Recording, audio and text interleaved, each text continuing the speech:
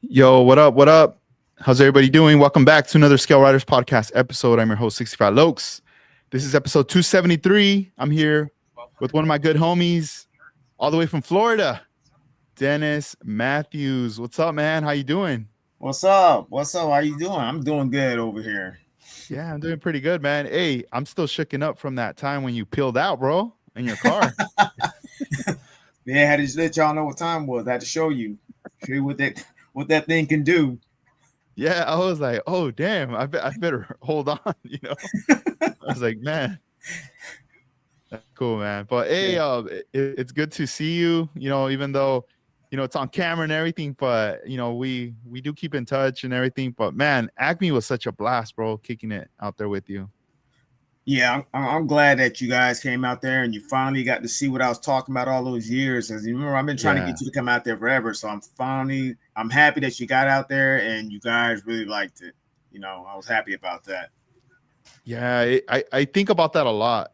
Because I know it's been many years. I still remember, you coming out here to California, like Cadillac Fest, and we met and stuff like that. This is like back then, and through the years, you were going to other shows, throughout the U.S., but then you would always bring it up, and you would be like, "Hey, you guys should consider coming out to the Acme show."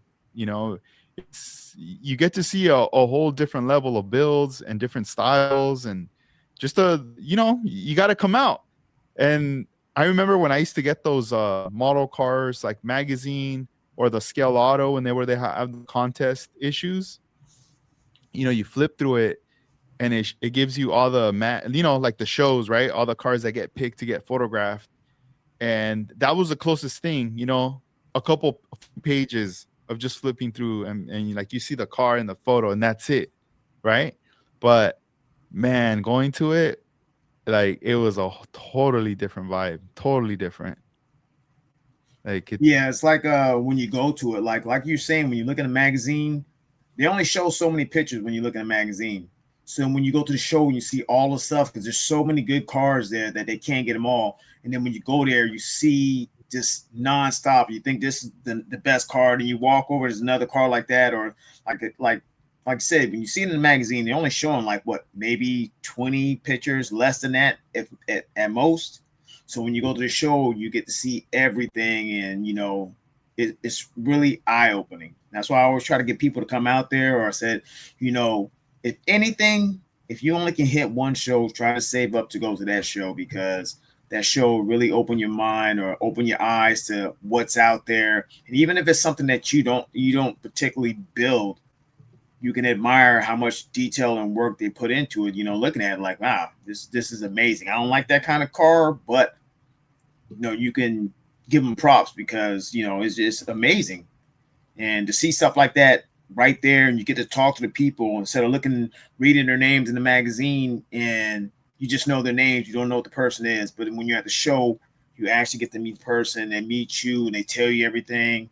And it's just like, I don't know, it's like a really good show. I love going up there. I've been going up there for years, and it's almost like a big friends get together when we all go out there. So, like I said, I'm glad that you guys made it this time, and now you see and you're like, man, I'm hooked. I want to come back to it. Yeah, there was one of your friends that I met, and I didn't even know he was your friend. Like I happened to be recording, like taking photographs, and there was this one right in the corner, and it was a hot rod that was on a turntable just spinning, an orange one, right? And I'm like taking photos of it and just looking at it, taking some video. And the guy who built the car came over, and he's like, "Hey, what's up, man?" He's like, "Oh, that's my car right there." I was like, "Oh, what's up, dude?" And then he's like, "Do you want to see the bottom of it?" I'm like, "Yeah, for sure." So he started showing me the bottom, and we're just chopping it up real quick. And then like down the lane, like you were like in the middle part, and I heard you, and I don't know who said what's up to who first, but it was one of you guys. It was like, "Yo, what's up, Dennis?" And you're all, "Hey, Tom." And then I was like, wait a minute, what? You guys know each other? Like, I was kind of tripping out because everything was happening so fast. And then later I was like, all right, man, it was cool talking to you. I gotta go. And then I went over to you, and then we started kicking it right there.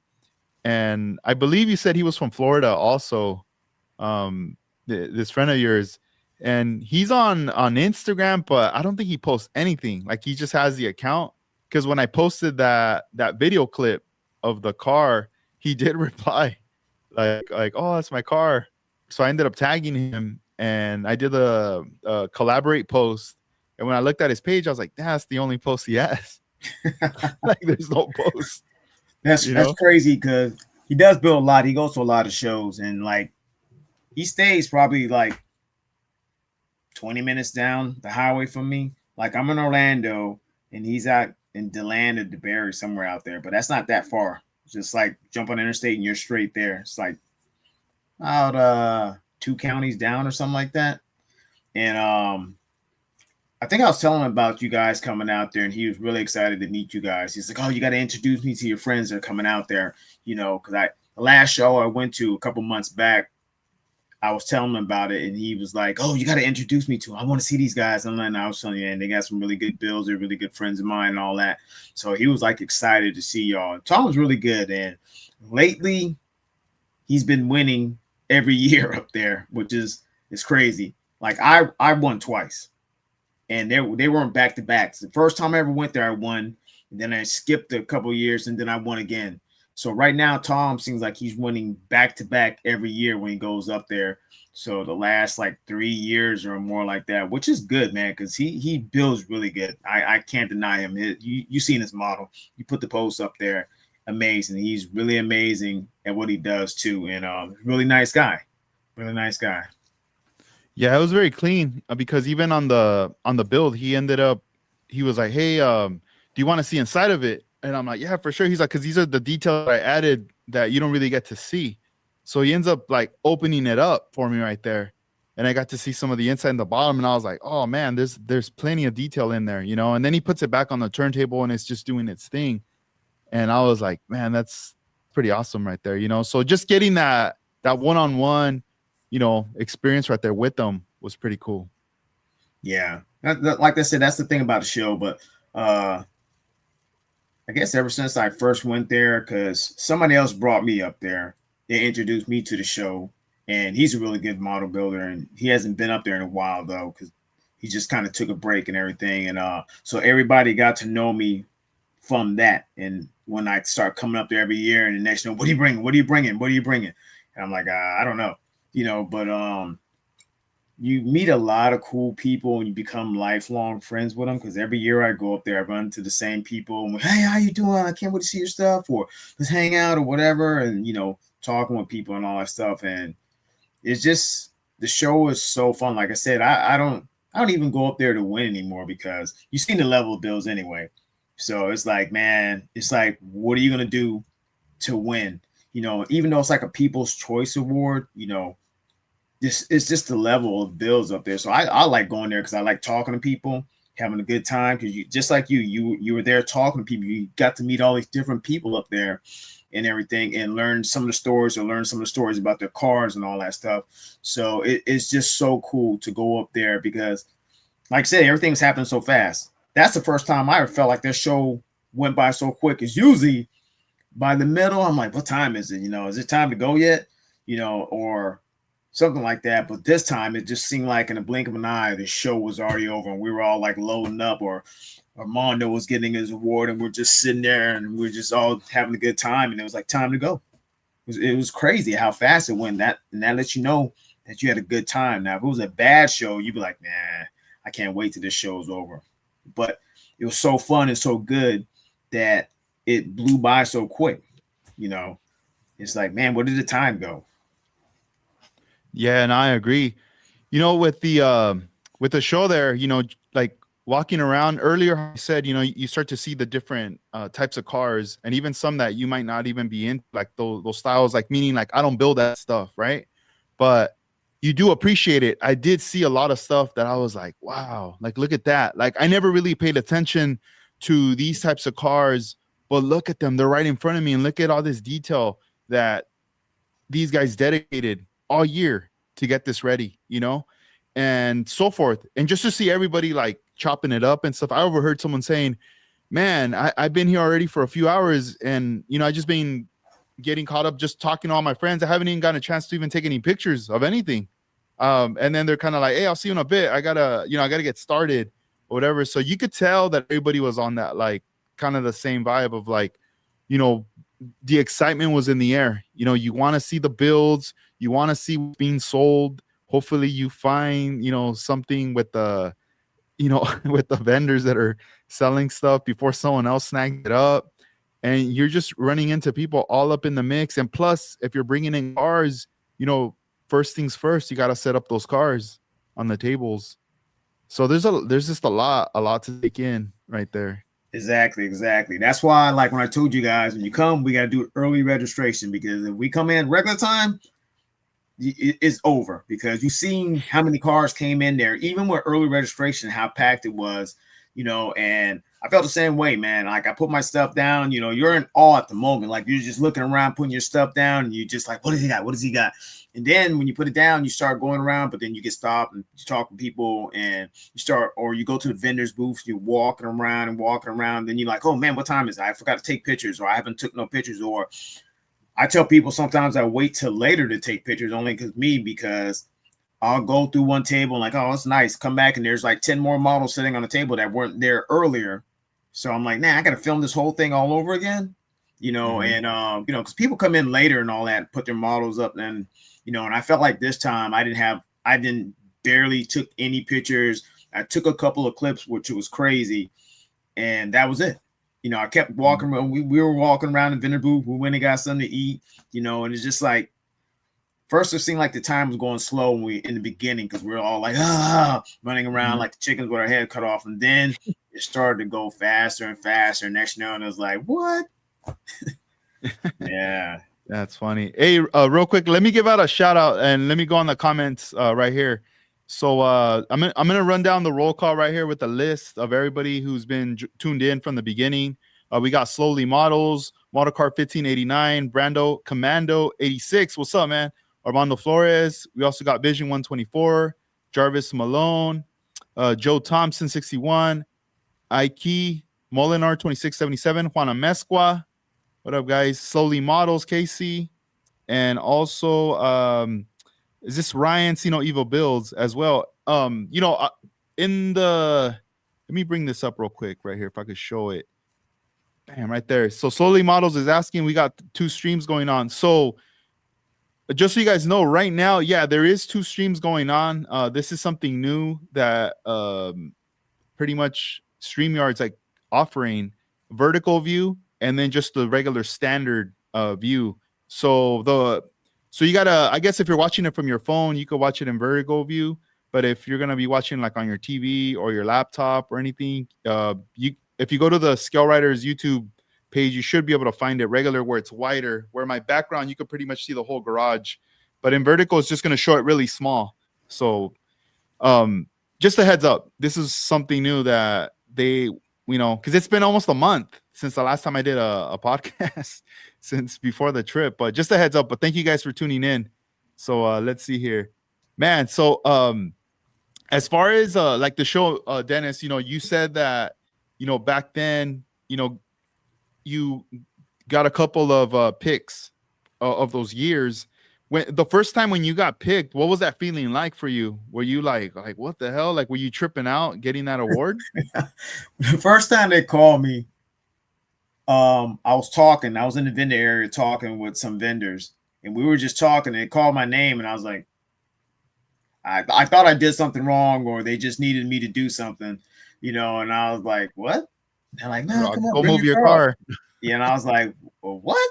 And I was in shock, man. You know that feeling like if you were on The Price is Right and they called your name out of the audience, you come running down to the stage, $20, Bob. I was all like in shock, and I was like, they picked my car out of all these cars. I got picked. And I felt really good, but you had that feeling like that, this like. Kind of feeling like this, so excited feeling, because I was just like, all these cars, like there's only like top 10, and for me to get picked out of like back, I think my first one, it was like 600 cars there. So to me to get picked in the top 10, I was like shocked, because there was other cars there that were, I'm gonna say other, there was a lot of other cars there was way better than what I brought, but but somebody told me is what I brought was different from what was sitting out there. And that's what caught everybody's eye because it was something different because that show really didn't have a lot of lowriders, barely any. I think when I started bringing them, it was me and what's his name out of Texas. We were the only ones that had cars out there, and everything else was not lowriders. So when I brought my car, it was something different, and they flipped out on it. You know, I liked it, but I didn't. When I brought it up there, it's like, you know, you feel like you're a champion in your neck of the woods. When you go up there, there's all these other UFC fighters that are bigger and better, and you're like, what the hell? And that's how I felt when I was there. But I was still in shock. Even on the way home, I was like, I couldn't believe it. You know, I was like, man, it was just crazy. It was just so crazy. Yeah, but this, I don't know, describe the feeling. It's, I don't know, man. It's like you won the lottery. They picked your numbers. You're like, what the, you know, that's how I felt. Yeah, one thing I really liked about it was the presentation as far as like giving also the awards, right? Yeah. You know, the host, he's you know, he's talking about the event and the people that are involved and everything, and then they start calling out, you know, the names and also how they have the stage set up. And I really like the fact that you're able to bring your build up there Yeah. so people could see, because a lot of the times at all shows that I've been to, it's always your car stays at the table, right? Yeah. They call your name, you know, everyone's applauding and they see you go up. And for those that, you know, are familiar with you and they know you, you know, they're gonna be like, oh, cool, you know, he won for this car or that car, right? But let's say for spectators, people that have no idea what's going on, Exactly.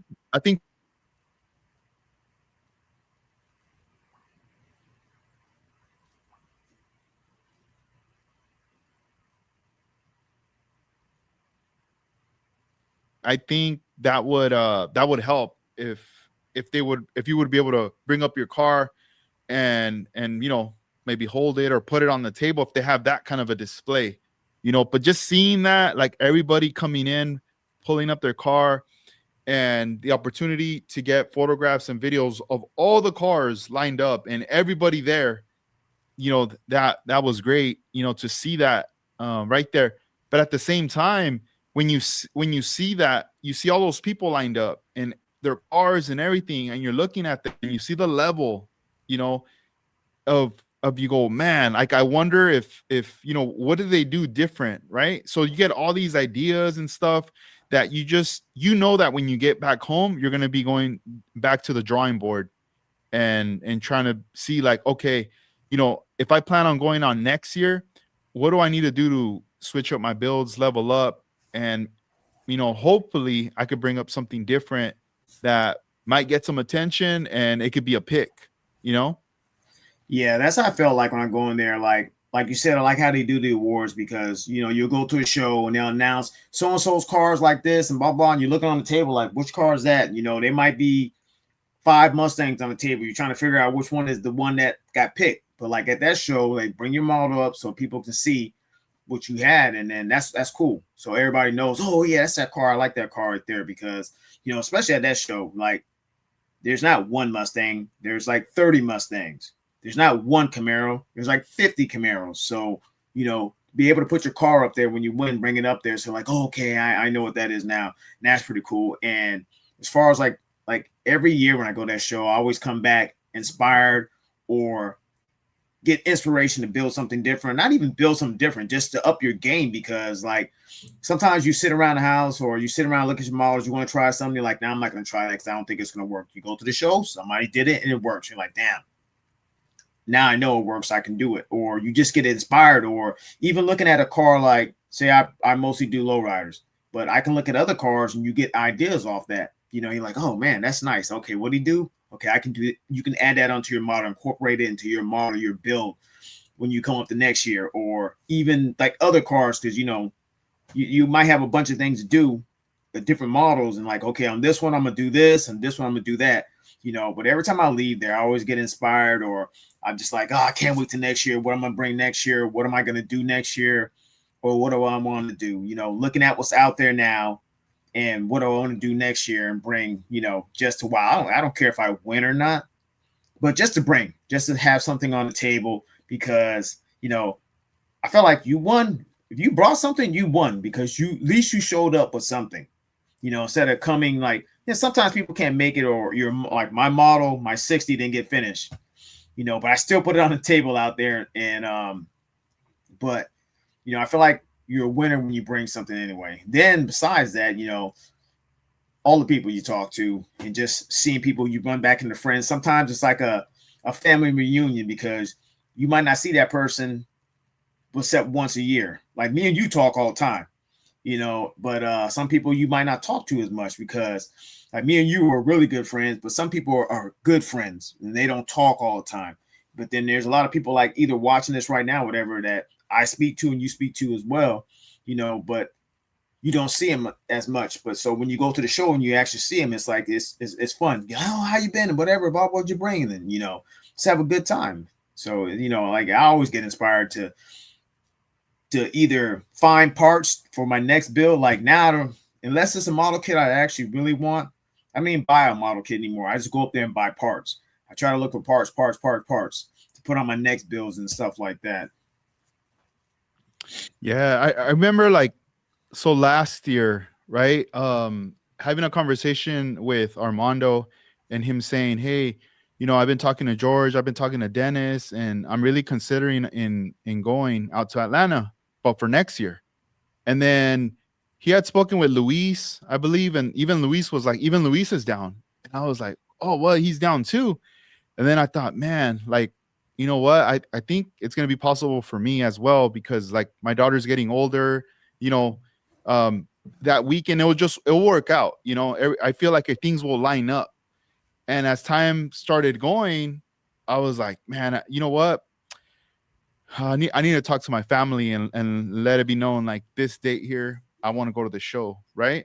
So we don't have any kind of responsibility that weekend and stuff. And then after that, it was just more about, all right, cool, I'm down, I'm all in. And it's funny because I kept saying on the podcast in the beginning and when I was going live, oh, I'm gonna go to the show, I'm gonna go to the show. And then I like caught myself kind of slipping because I was like, wait a minute, why am I saying I'm going to go to the show? I haven't even bought my ticket yet, So then I was like, let me start looking up, plane tickets. I found a plane ticket. And then I text Armando right away, like, hey, if we're going to go, we need to buy these things now. Like time's flying by. These things are going to be more expensive and then we're not going to want to go. We're going to be like, dude, they're like double, triple the price now just for a weekend, so ended up, making that happen. Got the plane ticket. Armando got his plane ticket. Juan Amezcua was like, I'm down too. He got his plane ticket. Luis got his ticket. So we were like, cool, and you were going, and then we had other friends too that were going to be going. So we were like, all right, we're all set to go. And just the way everything worked out of going there, flying on the same plane with Armando and Juan, and then Luis from San Francisco, us from LA, and we landed at the airport like pretty much at the same time, which was like, what the heck? And then like we're looking for our luggage, and then within minutes, like Vision 124 texts us, we just landed. And it was him and Rick the Builder. They were together. And they were like, we're getting our luggage. So we ran into them too at the airport. And we're just like, oh, we're, let's get our stuff. We're still waiting on Luis, but we'll see you guys later, And it's just a trip because then later we started meeting other people along the way. Once we got our Uber and we got to the hotel, and we were all like chilling. And then we started running into Frankie as well, and it was just cool, man. Like everybody just like hanging out, right? It just felt like everyone kicking it from the West Coast. It was like right there as well. There, David Champion too. I can't forget about David. He was there with us as well. And it was just like a fun experience. To me, it felt like this is what it feels like. Like this was meant to be. Like we were meant to be there at this event, have a good time and whatnot. And it was a great time. And I honestly wasn't really thinking about like buying a bunch of stuff like kits and stuff like that because I always felt like, well, I already have what I want, right? But then once you're there, I was blown away by the prices of all the kits. I couldn't believe it that kits were like $10, $15, $20, like Impalas, Cadillacs, like things that out here people would just grab them, all of them right away. And I was like, wow, I can't believe it, this cheap. So then what I started coming across was some of those vintage kits. And I was like, you know what? I've never owned a vintage kit in my collection. So let me see what I could obtain from here. And then, through the day, the day of the show, I got a couple kits. And I remember you were like, hey, check out these parts. Like there was all these parts, right? But I really didn't go and buy parts because that moment I just didn't know, like, why am I buying these parts for? Like, for what car? Because I didn't have anything in mind. Now that, I'm wrapping up some projects here, I'm starting to finish up some cars. Now I'm like, okay, cool. This next one that I want to work on for like to start bringing out next year. And if I plan on going again, I'm going to bring this one. And now it's when I'm like, going to be like, all right, looking at the stuff. And later I'm going to be hitting you up being like, hey, what are those links? Where are the sources to those places so I could order all that stuff? And you're like, dude, you could have bought it there. Yeah. Yeah, it's like it's cool because there's so many kits. And I tell people about this show because most shows that anybody go to, they're like IPMS shows, and they're more heavy towards military and planes and stuff like that. And the car stuff is teeny. So you can't really find nothing, or you see something like, I already got that kit, and there's no parts. It's just the kits only. And I tell people when they come to the show, this is cars only, and so you can find everything. And you see how many vendors are, because like I was asking Armando, I said, what do you think this is compared with the NNL West? Because I've been out there twice already, the NNL West, and you see how things are spread out over there. Like there's a lot of tables, but the vendors are way on one side, and it's like a teeny corner. Like not a lot of stuff. And even when you look into the stuff, it's not very much. But when you go to Acme show, man, it's just row and row and row, and it's almost jam-packed all the way down. So you can find all that stuff. And then like you were looking for vintage kits, because everybody goes there looking for something totally different. He might be looking for this kit, or he might be looking for this part or something like that. So, like you were looking for that, and I was just looking for parts, because I was like, right now, I feel like I got everything I want as far as building. Like I said, if it's a kit that I really want, or like how you're looking, then I would have bought it. But like I just go there, look for parts, wheels, engines, and stuff like that, to put in my things, because like I might already have stuff at home that I'm like, okay, I just need to find this for this, and this is going to be next year's car to bring out, or truck, or whatever, and or like, I might find another kit. Like, okay, I'm not bringing this kit out no more. Now I got this kit, I want to bring this kit out. And I was looking for that AMT Nomad wagon, which is not, I think it's not coming out until December or something like that, or January. And I was really mad because usually round 2 will have all the new stuff, which they did have a lot of new stuff. And but they didn't have that wagon, man. I was like, I was mad about that. What's the year on that wagon that they're releasing? I think it's a 60 Nomad wagon, or 59, 60 or 59 wagon, Nomad wagon. Oh, nice. Are the 60s some of your favorites, like in the Impalas? The funny thing is, I used to hate 60s. I like 59s. I don't like the way 60s look. I just didn't never like that grill. Then what I do, I build a 60, don't build a 59, because that they start growing on me, because 59 and 60 are the same. They look the same. They just got different bodies. Just like when you get a 64 and 63, they look the same, but they got little different things on them. So, and also like wagons. I love station wagons, man, but not every station wagon. Got to be certain body styles or whatever that I like, and I like the way that looks. It's different. It's old. It's really nice. Like my friend, he has a real 63 Impala wagon, and he's the second owner of that car. And so I love wagons. Like I wanted to get a Caprice wagon before. Somebody's like, why you want to get a Caprice wagon, man? Why you want a Turtle? And I was like, I just like the way it looks. Yeah. And then I like Audis. I like Audi RS6 wagon. I love the way that thing looks. Nice. It's real nice wagon and all that. But like I said, it just depends on what kind of wagon it is. That's why I like it. But like I said, I used to hate 60s. Now I like them. I said, if I had the money and it's the only thing I can get, I'll buy it. Yeah, I'll settle for the 60. Yeah, I get it. I'm gonna show everybody your 1960 Impala that you took to the show. This one I got. You know what? I just sent you a picture too. Yeah, let's see. When the first award when I won at Acme with my 58 Impala, I sent you that picture too. So I'll pull that one up. yeah, And but you can show me the other. Yeah. I gotta send that one over. But let me show everybody the 1960 Impala. And you gotta I want you to tell us the story behind the 60 Yeah, Impala, it's a long the story. backstory.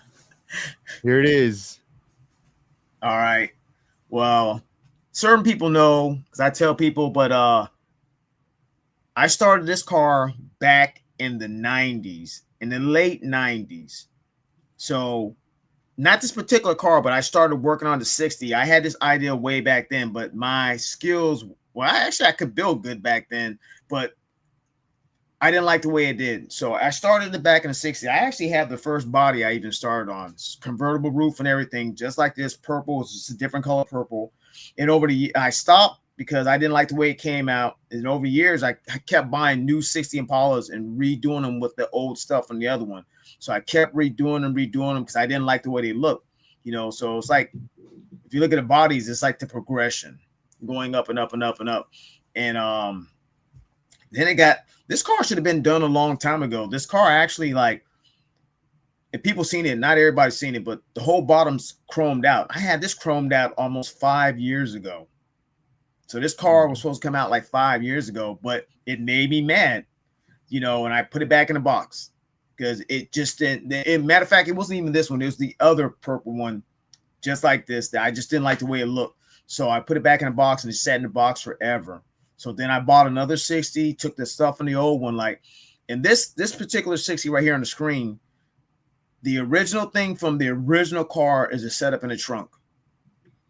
That's the original battery setup from the one from the 90s and still in the car right now. Everything else is newer, but it just started. I just kept changing the car because I didn't like the way it looked. Instead of like stripping it down, I just buy a whole nother car and do it all over again. And to get to this point right here, and I think I told you about it when we were talking about it like a couple years ago. It was fighting me all the way, and it was supposed to come out, and I just put it back in the box. And like, yeah, sometimes it's the best thing to do, just put it away. And that was the other purple one with patterns. And it's right.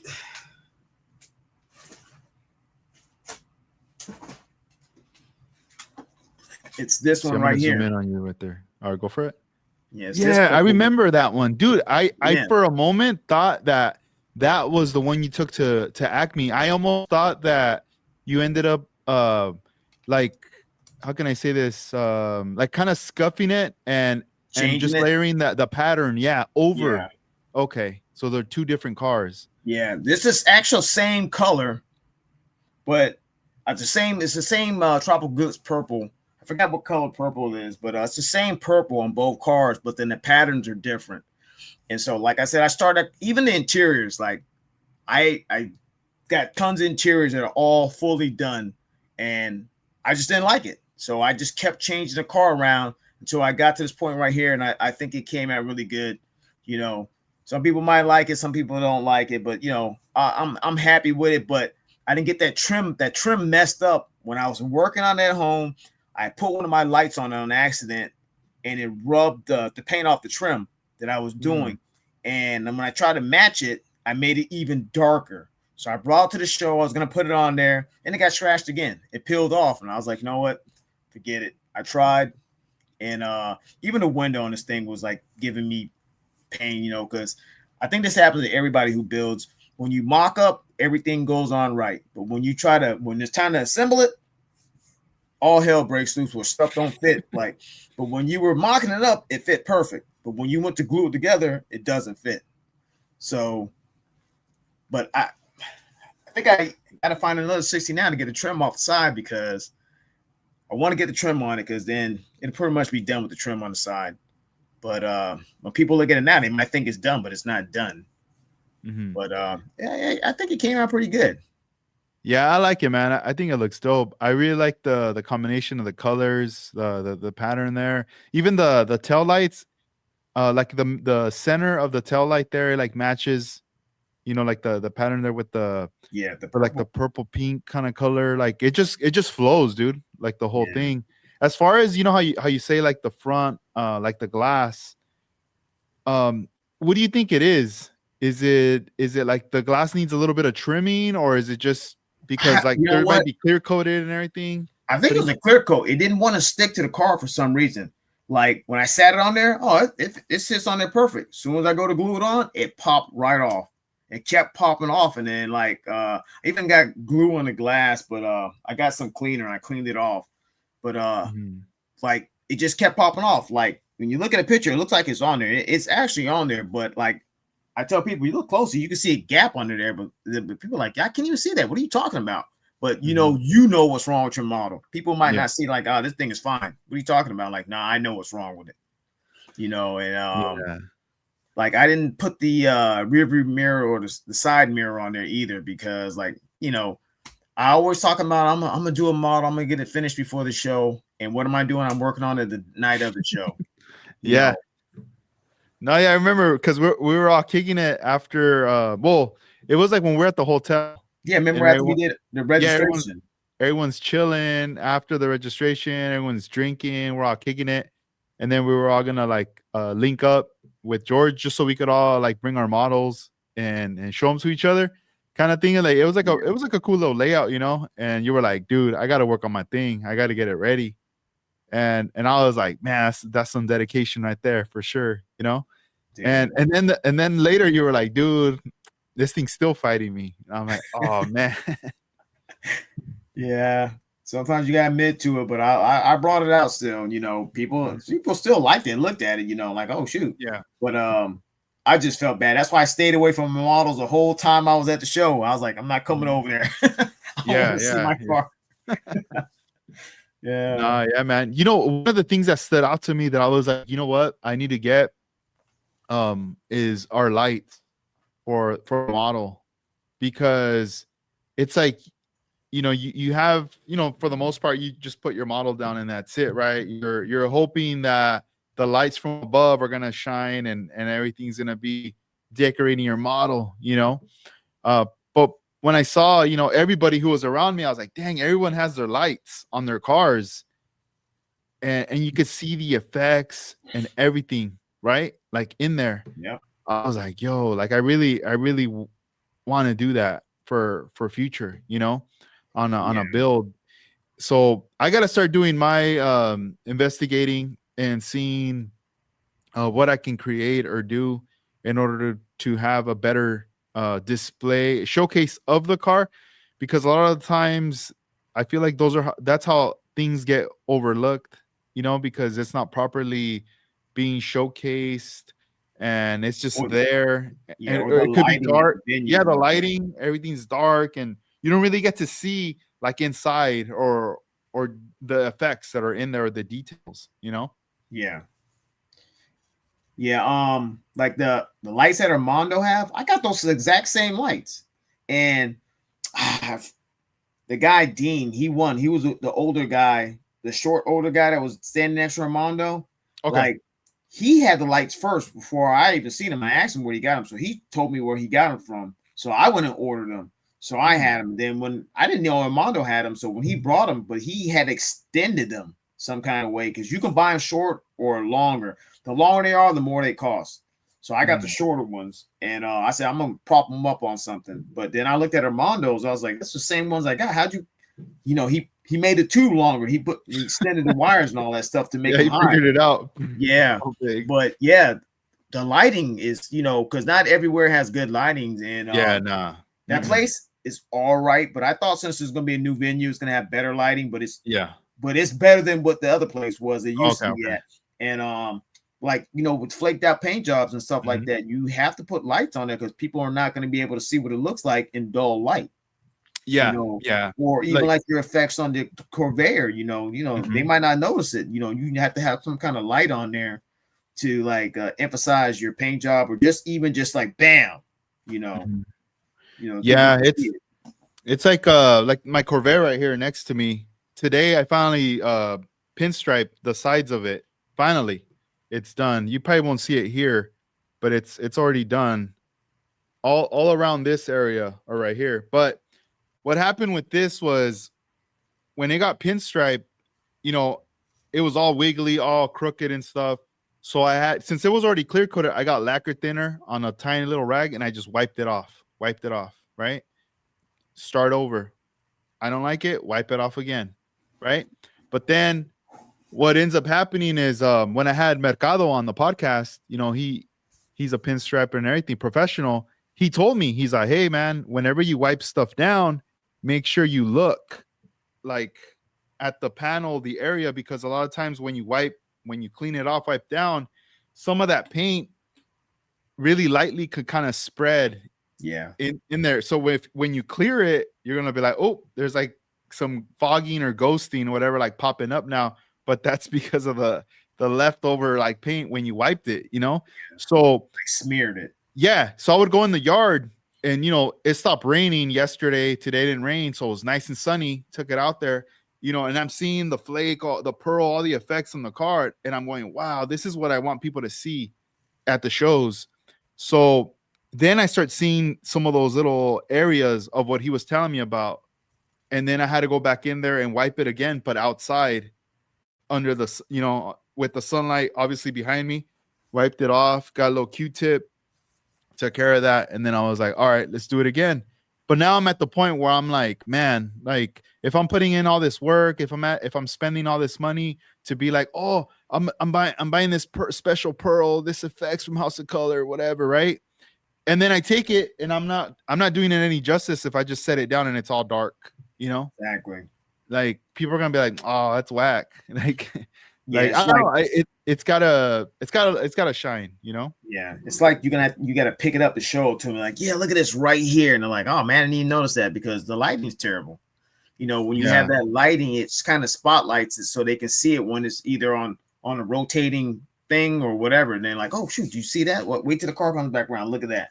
You know, and like even on my 60, like people don't know like the center pattern. That's chameleon.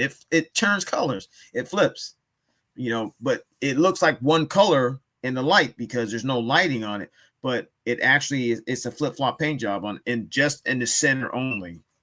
So you would never know that. And that's one reason I was like, I gotta get some lights, man, so people can see that. But if you weren't, because remember the car, like I'll walk up, I'll open the trunk, and then I come back and put it down. So it's hard to see because I try to like if something opens on my car, I'll try to leave everything closed at first.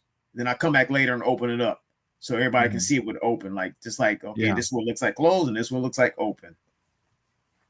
Yeah. Yeah.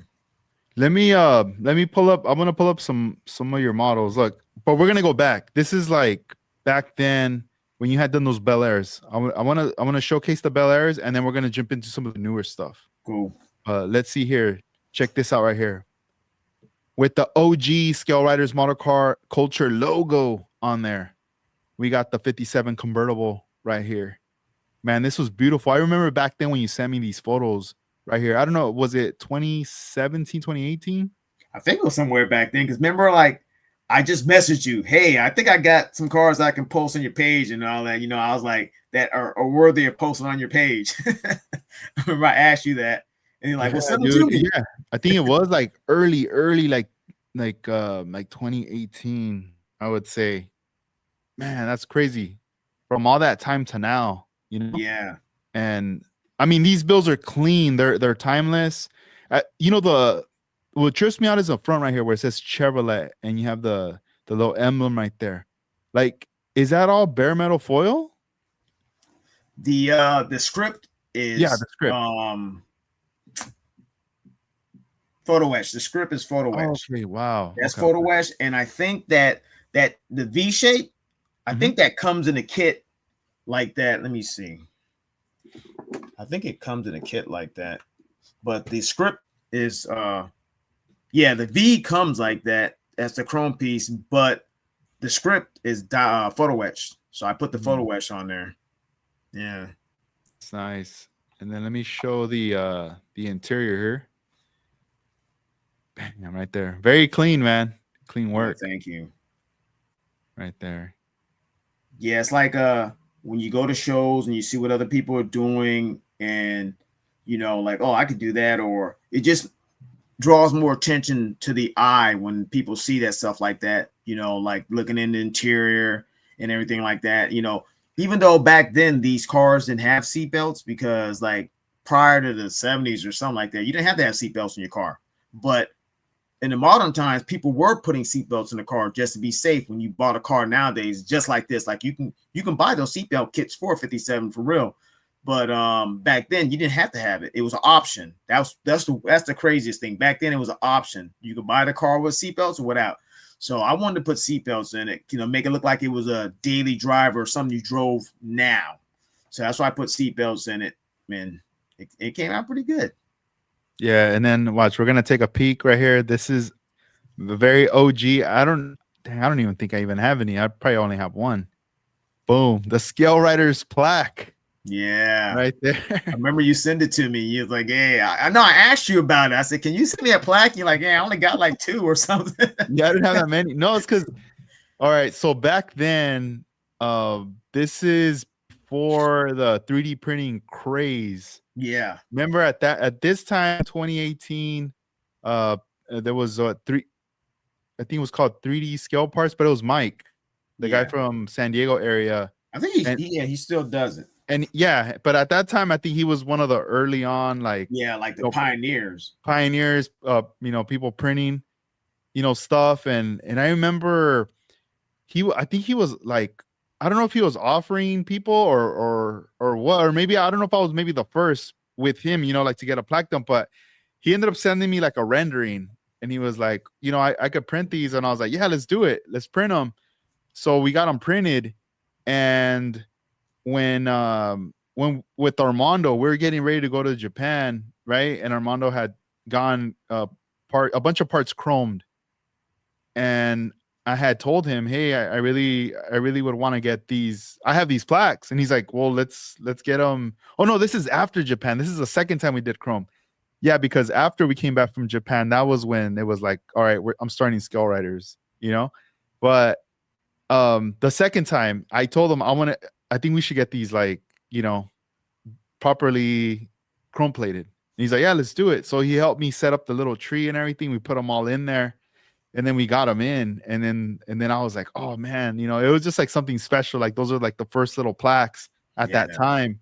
And I was just holding on to them, like the ones I had and stuff. And then I remember when you were sending me your stuff, I was like, man, like photos and everything. And it was just nice, man, to see that, like you putting that on your car.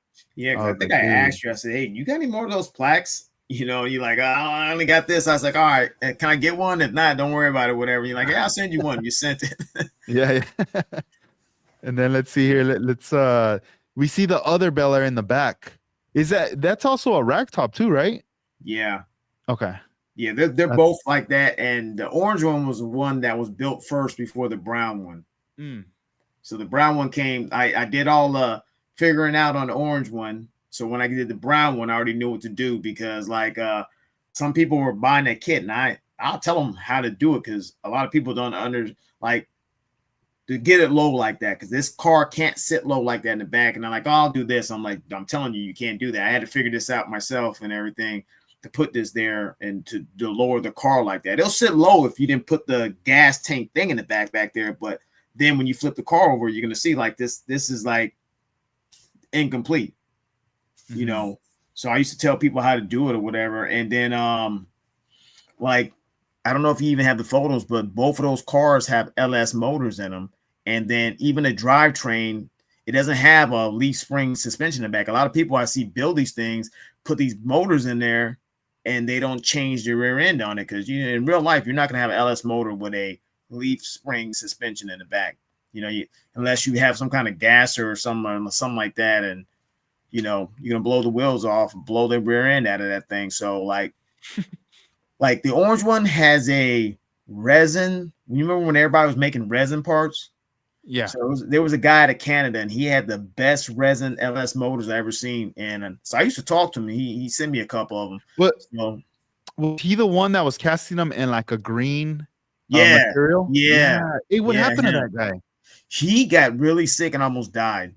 Oh, no way. Yeah, he had to Yeah, yeah, step yeah. away for a while. He Dang. got like really sick out the blue because you Mhm. message him because I used to talk to him all the time. He's really cool. He loves to talk. He's a real cool guy. And Yeah. then he just disappeared. So then somebody posted on there, oh, he was really sick. That's why. Then he came back, Mhm. and I don't know what happened to him. He came back and then he disappeared again. So, but he had Yeah. like it was either cancer or something. He had got it really, really bad. Oh, He man. told me about it, but I think that's on my old phone, so I have none of the messages, or it Mhm. was saved on something else. But yeah, he had got really, really sick. But he sent me these motors. I think when we get off the thing, I'm gonna look at my parts bin. I have the bags from his original things that he sent me, Mhm. but the orange one has his LS motor in it, but then the brown one I had to rob one out of a Corvette. Before that, Dang. nobody was 3D printing them back then, so you had to buy a Yeah. whole kit just to get the motor out of it. And that's what I did with the brown one. That's crazy. Yeah, I remember that guy, like his brand and everything when he came out, because this is going back before 3D printing, Yeah, and he started casting stuff, bringing it out, and his color, he was already like I'm gonna do my stuff in this color. So his stuff, it was like almost like a signature color, yeah, right? He was the only one doing it, not in a white, but in like that green, and even yeah, the packaging too, the way it was in the baggie yep. and everything. Let's see, clearly scale. I think that That's was what it. Yeah. yeah, Oh and then yeah, I somebody put that on there. Yeah, I clearly scale. remember going to NNL West, and there was somebody that was vending there, and they were selling like all his stuff. Like it wasn't him, it was somebody, it's one of his friends or something. Like And a I don't know if, distributor. yeah, and I don't know if it was during that time, if he was sick or not, right? But I remember when Revell released that, was it like an Oldsmobile, and it had like the scoop, and then he released the Yeah, hood yeah. He did the stock without it. hood and not that Yeah. weird. Like yeah, he did the regular hood.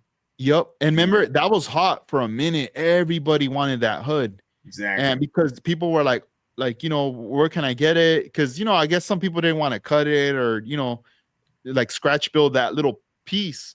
Yeah, So they because were they had going that for line down the middle. for the hood. And I remember even obtaining some of his stuff too.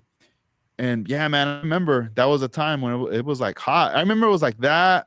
And remember even like during that time, I remember even like Hank was busting out or taking pre-orders for his wheels that he It's was going to funny. be I coming have out a with. set of his wheels too. Dang. I have a set of Hank's wheels. I remember the first time he got them out and I couldn't get none. Then The first and then run. yeah, then I got the second run. Uh-huh. Like I knew Hank too. I used to talk to him all the time also. And then he disappeared because he's making his real car. And then he works for the railroad. So he was like never around and all that. He's like, yeah, when I'm in, I try to do this, and then I got to go back out in the railroad. And then I remember he was building a Monte Carlo, a real Monte Carlo.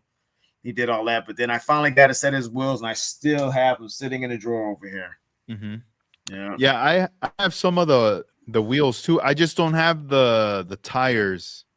I But got I them. just I got rims and tires. yeah. I remember when we were, what year was it? We were gonna go to Cadillac Fest, and you came down to that one. It might have been the 2019 one. He was there, wasn't he? It was at the Frankensons Yeah, yeah. location. The old Frankensons. Yeah, yep.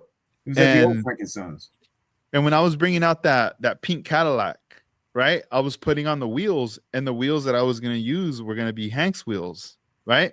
So I'm putting them all on the mock-up and everything, and then I'm like about to put on the last wheel, and it's fighting me. And and the next thing I did the worst thing. I put my thumb on the center of the wheel, like Pushed right it on the in. face, and I just push it in, and I could just feel like all the spokes just cracking, breaking, like from it, because I guess that they were 3D printed, right? At that time. I don't know. I don't know if they're casted or 3D printed. Yeah, I mean, I really don't know, but I assume they were three, because they were pretty clean, and I just remember like breaking them, bam, and I was like, oh man, this was the only set of wheels I had of his, and I know it was over. It was done. I was like, I can't even use them. You know. Yeah. I got them. It's weird. I made a big deal about getting them, and then I never used them when I got them. So I was like, I did all that to get his wheels, and then when I get them, I don't even use them. I'm gonna find them. I thought they were in a drawer over there, but I don't think they were in that drawer. They might be in this. Is that your parts bin? This is one of my parts bins. It has all my photo wesh and random wheels. You can see rims in there, just parts. Because like, I got more than one parts bin. Mm-hmm. You know, I think everybody might have something like that. I got one here. I got a big one. I was just looking in. It has more rims and everything in it. And then my older ones up there are smaller that I have back when I didn't have the space, and now I have the space. So I got like a. So in the Walmart and bought this little, looked like it goes in the bathroom, but it has all these little drawers on it, and use that. Now I'm mad because like I'm telling you about the rims, and then I can't find them. But then as soon as I get off the thing with you, oh, here they are, right here. They're right here. You know, nobody's gonna see them now because of that. So I don't know if they're. I thought they were inside this thing. I don't know. I hate when I got stuff everywhere and you think it's in one bin, but it's actually in another bin. Yeah, I have let's see what I have. I just pulled something out right now. So I know Slowly Models is on here on the live right now, but back then, man, this was also going back to like maybe 2017, 2018. Slowly Models had made these wire wheels. This is probably some of his early on 3D printed stuff right here in this color, which is like an orange kind of color. It even has his old school card in here. And I still have these. And then in this little case, I just pulled out. This is the center, one of the faces to Hank's wheels right here. Oh, wow. It has a little knockoff glued on there. That knockoff is from the 64 Revell. But yeah, this is like during that time, man. I remember. But I think it is 3D printed, dude, because I'm staring at it right now. And there's even like little lines, like almost like little scratches in the back. It doesn't look too smooth there. Because to get the spokes like this, like casted, I don't know, man. I don't know, man. I didn't know if he had a 3D printer back then. You know what? Here's Hank's wheels right here. Oh, let's see. Let's do a close up right here. Yeah, let me pull them out. Yeah, I'm excited. Bring them out. Yeah. But these are like old, so they look old. Because remember what, that was a long time ago he did these wheels, so they're looking old. You know, compared to what's out there now, they're. I don't know if you can see them closely. This stupid glare from the thing. Let's see. There we go, right there. Put him a little closer. Oh yeah, up right there. Yeah, I remember those tires. You know what those tires remind me of? Like, kind of like the ones that came in that Cadillac Revell kit. Oh yeah, like that small. He only offered. Was it just one size he was selling at the time? I can't remember. Remember they were supposed to be like True 13s. Okay. Yeah, so like it doesn't have the knockoff in here, but the knockoff is separate. It's in the bag right here. Yeah, and made these little knockoffs. Well, look at this thing. Is it? Maybe it is 3D. No, I don't. I know the hoops or something else, but maybe the centers are 3D printed, like you said. Yeah, I think so. Yeah, I think because that was like early on. Like nobody else was really printing anything, you know. Yeah. That's the part that's kind of trippy about it. Like when you start to kind of backtrack and you look at stuff. I mean, now it's like everybody has a printer, everyone has their setup, you know. But back then, not. I don't know. It wasn't really a thought. Look, I'm gonna pull something up real quick right here. Let's see here. Look, bam! Look at that. You know, that's the clearly scale. That's funny because in my hand I have the bag with the motor in it too, with the clearly scales in it. I was gonna show you, but you pulled that out first. See right here, it Yeah. says 2021. It seemed like it was Uh, longer than that. yeah. No, Maybe but that's it. I think it was it, man. Because I 'Cause remember remember he seeing had it VW stuff in there before too. He had before the VW pandemic. like for the Golf.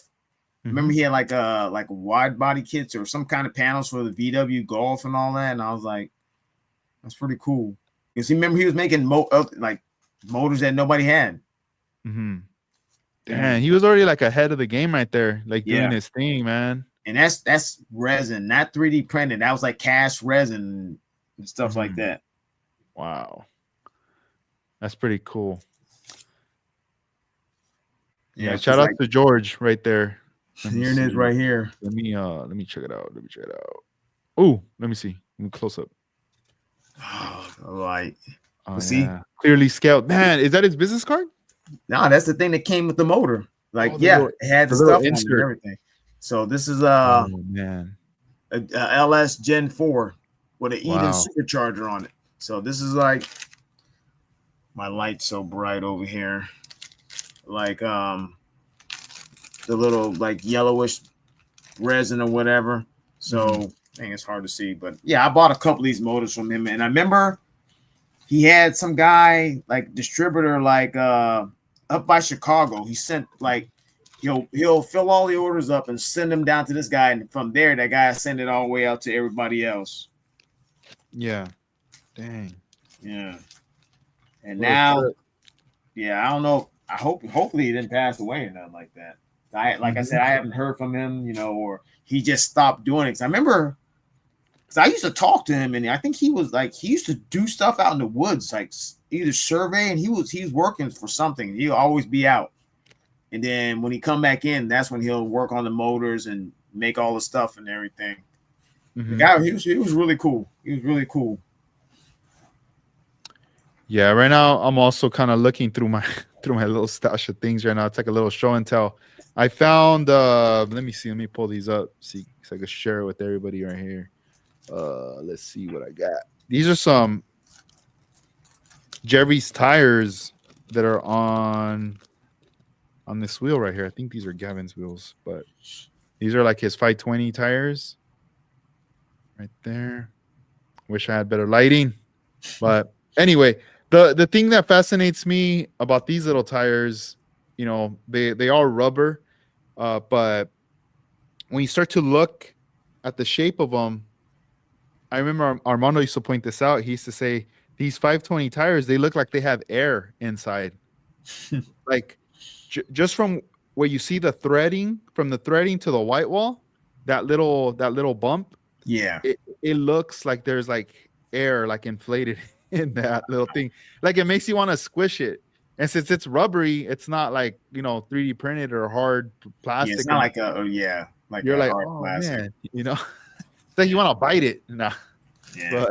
But The crazy thing is, like when I first met you, when I came out there and was at Cadillac Fest, and that's when I first met Jarvis too, because he was there also, and then 3D Scale Customs was there also, and I bought 2 setups from 3D Scale Customs. He wasn't even really selling them. These Pesco pumps. I still have them. Never even used them. I got 2 setups of these Pesco pumps way back then.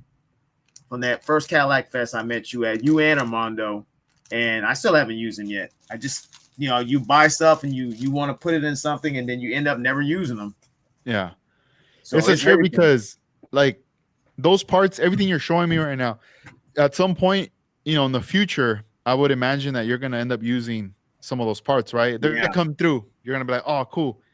And I just hope that when that does happen and you bring out that model, that when you fill out that form of like what's in the engine or what's in this in the model, that you bring up like and give kind of like a little shout out to, to those names right there, because it's a trip, man. They were trying to produce something to have something that was probably missing in the scene, and they were like, man, we got to come out with this. Yeah, he came out with it, but it's like when I bought it from him, I think he only had those 2 setups there. And I bought them, and he didn't even have them out there for sale. He hey, look at this. And he showed them to me. I was like, you want to sell them? And then he's like, yeah, he sold them to me. So, which was cool. But I'd never seen them in anybody else's setup or nothing like that, because they have the faucet turn downs. They have everything. This is very detailed little printed like Pesco pump setup. I was gonna use it like in an old school car, but you know, you want to find the right car to put it in. You know, you just like, I'm gonna throw in 64. No, I don't want to throw in 64. You try to find the right car you want to put it in, you know, the right idea, or you know, you might do it in the 50. I might put it in the 58, but a different 58 from what I was working on, because I was like, nah, I just don't think it's gonna work in that car or whatever. And so yeah, I actually bought one for somebody else, and he still ain't gave me the money for it, so I just kept it. He's like, yeah, buy me a setup, and I'm like, all right, get it for him. I got it. Okay, never hear from him again. Yeah, we're still friends though, but he don't remember, and I'm like, I'm not gonna tell him. I say, you want to act funny? I'm gonna act funny too. I'm not gonna tell you. Yeah. So Armando confirms it right here. He says Hank's wheels are 3D printed. Oh, okay, good. Yeah, I couldn't remember. I felt like back then there was no 3D printer. Yeah, it was. I can imagine, dude. They must have been so expensive at that time too. Those printers. Yeah, that was something like new, and then you know, big, and then there's nobody tell you how to work it, how to use it, because nobody had them. Yeah, what do I do? Yeah, like I think this works. You know, do it like, okay, keep doing it until it works. Like you making all messed up like blims and stuff, and then like, okay, these are fine now. Okay, just keep that do it. Let's bust those out. Check it out. So I got the photo uploaded now. So it's that 58 with the hood and trunk open. Oh, I see it right there. Right in the middle, that teal color one. That's the first Acme contest I went to, and I won. You know, and I'm still happy about that. It's funny because I got the car sitting right here. It's in the display case, but the trophy is still packed up. Oh, I was just like had nowhere to put it at, because that, you see how big that thing is. It's not small. Yeah. So I got 2 of those, and they're still in the boxes, because like I want to put the cars in front of them. And the funny thing about it is I won with that 58. And then when I came back a couple years later, I won with another 58. So only my 58s win there. Oh, nice. Yeah. So I love 58s, man. But like black 58, the black one with the blue patterns on it. And that was the other one that won there. So it's just like both of those 58 won, but then anything else, no go. Yeah. I don't know what happened. That's why I'm building another 58. I'm going to show another model right here. This one's dope. Tell me about this one right here. The next one coming up. Okay. This is my Dodge Charger Magnum wagon. And like, I like the Magnums, and they stopped making them, but they had that old body style. And there's a guy on YouTube, he made one of these, a real car, because he works at some, I don't know, he owns a junkyard or something like that. So he gets these cars. So he made one. I was like, wow, you know, I started following that. But then all of a sudden they came out with that kit. I already had the Magnum wagon already, the Revell kit. So when they came out with the Dodge Charger for AMT, I was like, I bought it. So I'm gonna make this wagon.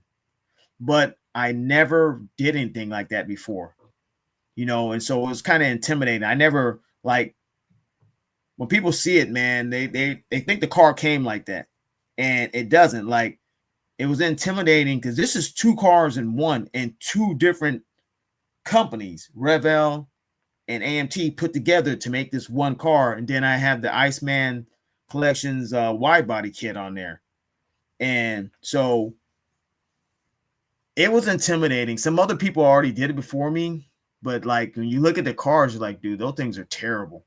You know, they have the idea, but they didn't have the execution, and they just didn't look right. You know, it's like when I posted the pictures and people are like, I did this before, but then I post a picture and you look at a car like, dude, that thing is like shot. You know, you have the idea and all that stuff, but it doesn't look right. And so when I start working on it, I think I cut the roofs off of both cars, and then it sat on the table for almost a year because I was so scared to work on it because I never did anything like this before. It's easy to build a car that's already there to put together, but when you start cutting stuff and customizing like that, like some of these other builders that like go crazy on stuff, if you never did it, it's kind of intimidating. Like Armando does it all the time, so he knows what to do. You've done it also too when you slam some of the stuff in your wagon, you move stuff. I never did nothing like this before, so I was scared. So somebody else did something. I had to use his idea, but I got the roof and everything in there. But all the ones I ever seen, like you don't have the picture, but my trunk opens and closes. Nobody else's can do that. I made that whole thing. Huh? I could see like in the hood just a little bit right there. So this one does open. Yeah, the hood opens. It has the kit comes with a 396 or something like that. But this one has a Hellcat motor, and I got a 3D printed Hellcat motor and put it in there. And like I said, like everything works in the car. Like, and then remember I bought the rivets from you, and when people see it, they don't realize that this wide body kit has rivets all in it. So every rivet is in there, and I bought that from you. Remember, I had bought 2 packs because, like you said, like I seen you do it first when you put the rivets in that car you were working on, and how they'll shoot out of nowhere, and I couldn't figure it out, Yeah. And I tell people it took me, and I kid you not, it took me 8 hours to do that on that car. Which when I thought I was like I can do this in an hour, it took me 8 hours. I was from the morning to nighttime, and my back was hurting so bad from leaning over, and I couldn't figure it out. And I remember you said using a magnet. So I got a pin, I cut the tip of the pin off, and I taped the magnet on the back of it just to grab those rivets. And I already had drilled the holes out. And it's weird because even if you drill the holes out, it still didn't line up right for some reason. So a couple times I pushed them in there and it chipped the paint right off. But people can't see that because I'm like, oh shoot, I glued that paint right back on. So yeah. I glued it on, and then we cleared the car, and you can't even tell unless I pointed out to you that, yeah, I broke it right there. And they're like, oh, I didn't even notice that. And I said, yeah, because it's the way it peeled up. I put it right back on. But yeah, it has rivets all in there. And like I said, the trunk opens and closes. All the interior, it has the seats, everything is in there, and since then, like I got a couple of people asked me how I did, and I told them how I did it. And there's another guy, he did it, but he's like, man, mine didn't come out as good as yours. And I was like, hey, you got to try. Like I said, the other ones I've seen, like they have the idea, but their execution was terrible. And I didn't want to tell them that. I was like, oh man, I keep that as myself, but the execution was terrible. And I feel good how mine did, because a lot of people looked at it and they was like, they thought the car came like that, like it was like that. And it's not. Like, even if you look at closely, there's a Hellcat badge down there, and that's photo etch too. Like Iceman, he's like, he's seen it because I sent them pictures of what I was doing. I forgot. Man, sorry, man, I forgot your name. We don't talk that much. I was going to tell you the wide body kit. So Iceman was 3D printing those. Yes. Okay. And the first person I seen, it was Brandon. If he's still watching the podcast, he's the first person. Yeah, he's the first person. He did that one that like burgundy or black or red and black one. So I had to reach out to him and ask him about the kit. So he explained a lot of stuff to me about the kit and what I should do. So I had to take his advice on there about putting this kit on the car and everything, because once you put this kit on the car, it makes it so hard to put the bottom side back in there, because it fits so nice and snug and tight. It's like when you get in there, it's hard to pull it out. Like even right now, the way the car sits, I can take the bottom out of it because I never glued it in, because it sits so nice and snug up under there. Yeah. I was like, I can pick that car up and fling it around, and it still won't fall apart because it fits in there so tight. But that was a pain because you feel like you're gonna break it putting it together. Trying to stretch it out, like how you got to stretch the body out to get the interior pan or anything like that when you put the bottom of the car on to slide it in there. Yeah. So I thought I was gonna break the car, but it came out all right. That looks awesome. Yeah, like you said, I would think like this is how it came out, like out of the box, like even the wide body, like that back fender, Yeah. like those grooves, like it's shooting down and then it goes down. So this way you could open like to open the door, Yeah. the I the had to door, the latch for to put gas and all that. yeah. Like the back one, I had to scribe out the door because the door line for the back one was kind of faint, it's hard to see.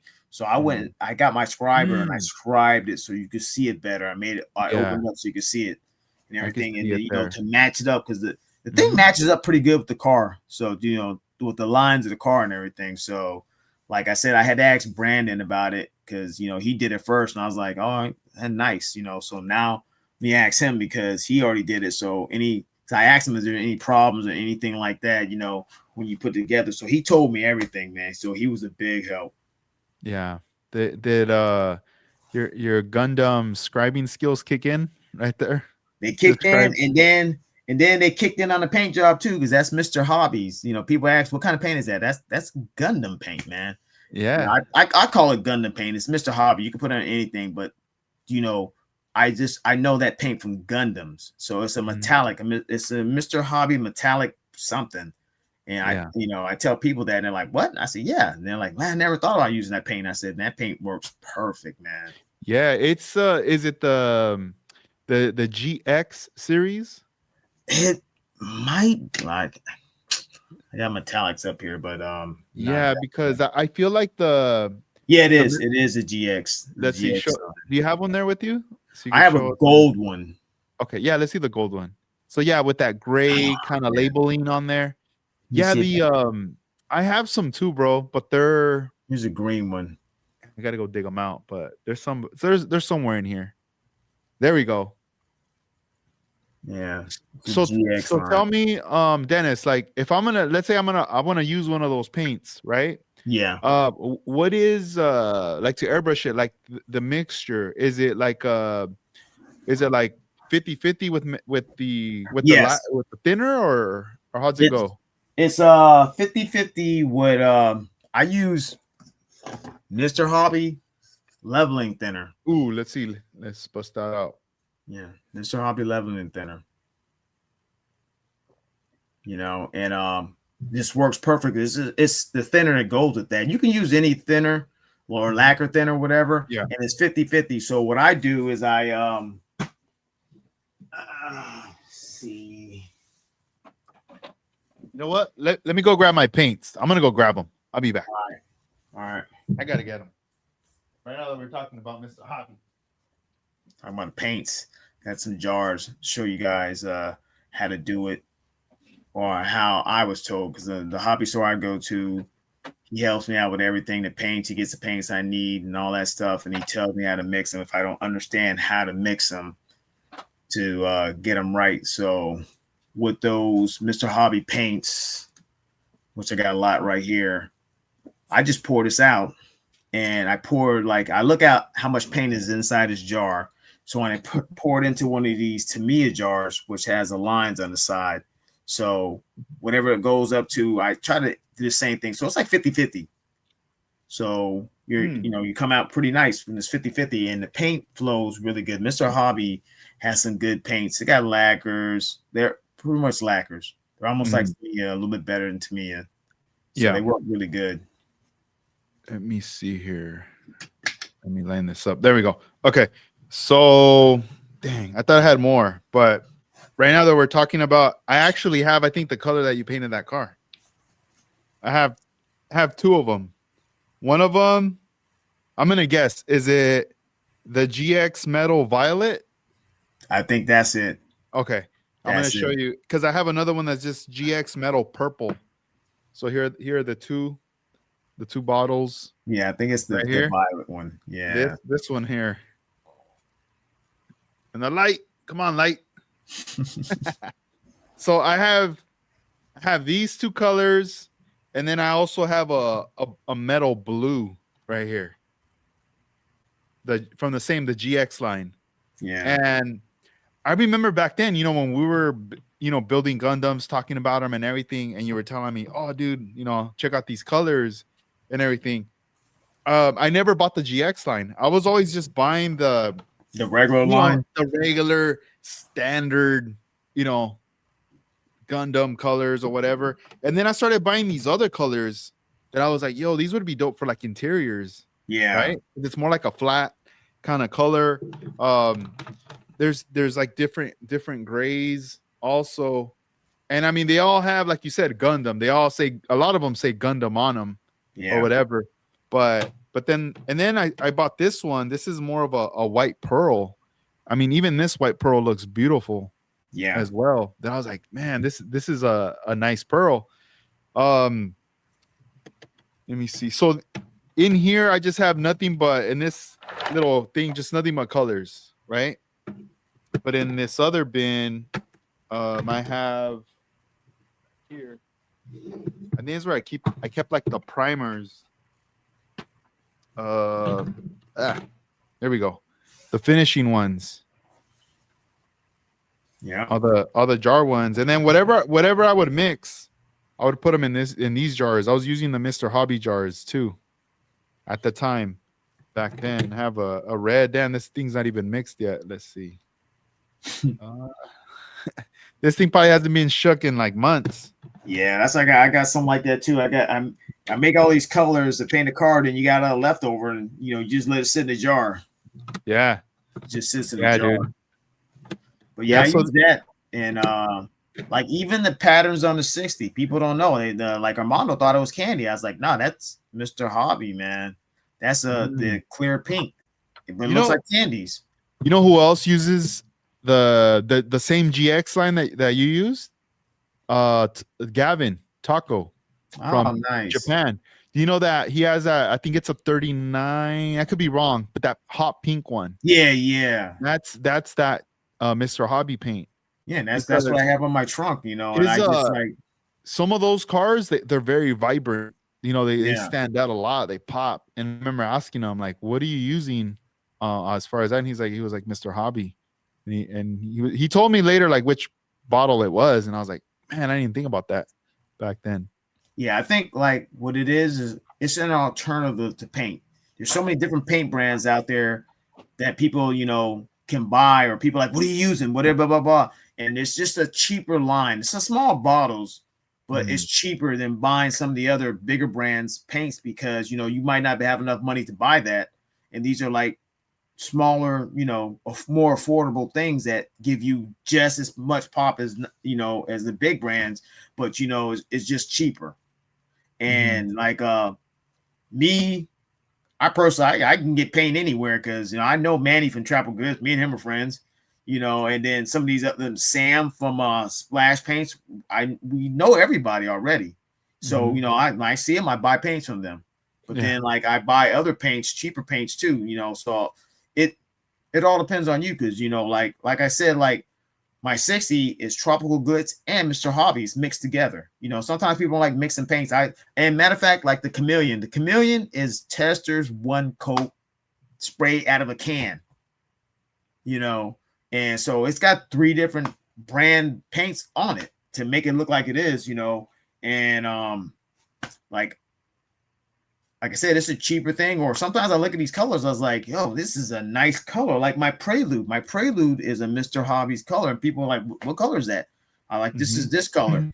And they're like, what is that? And I said, that's a Mr. Hobby. It's a Gundam paint. They're like, what the heck? Yeah.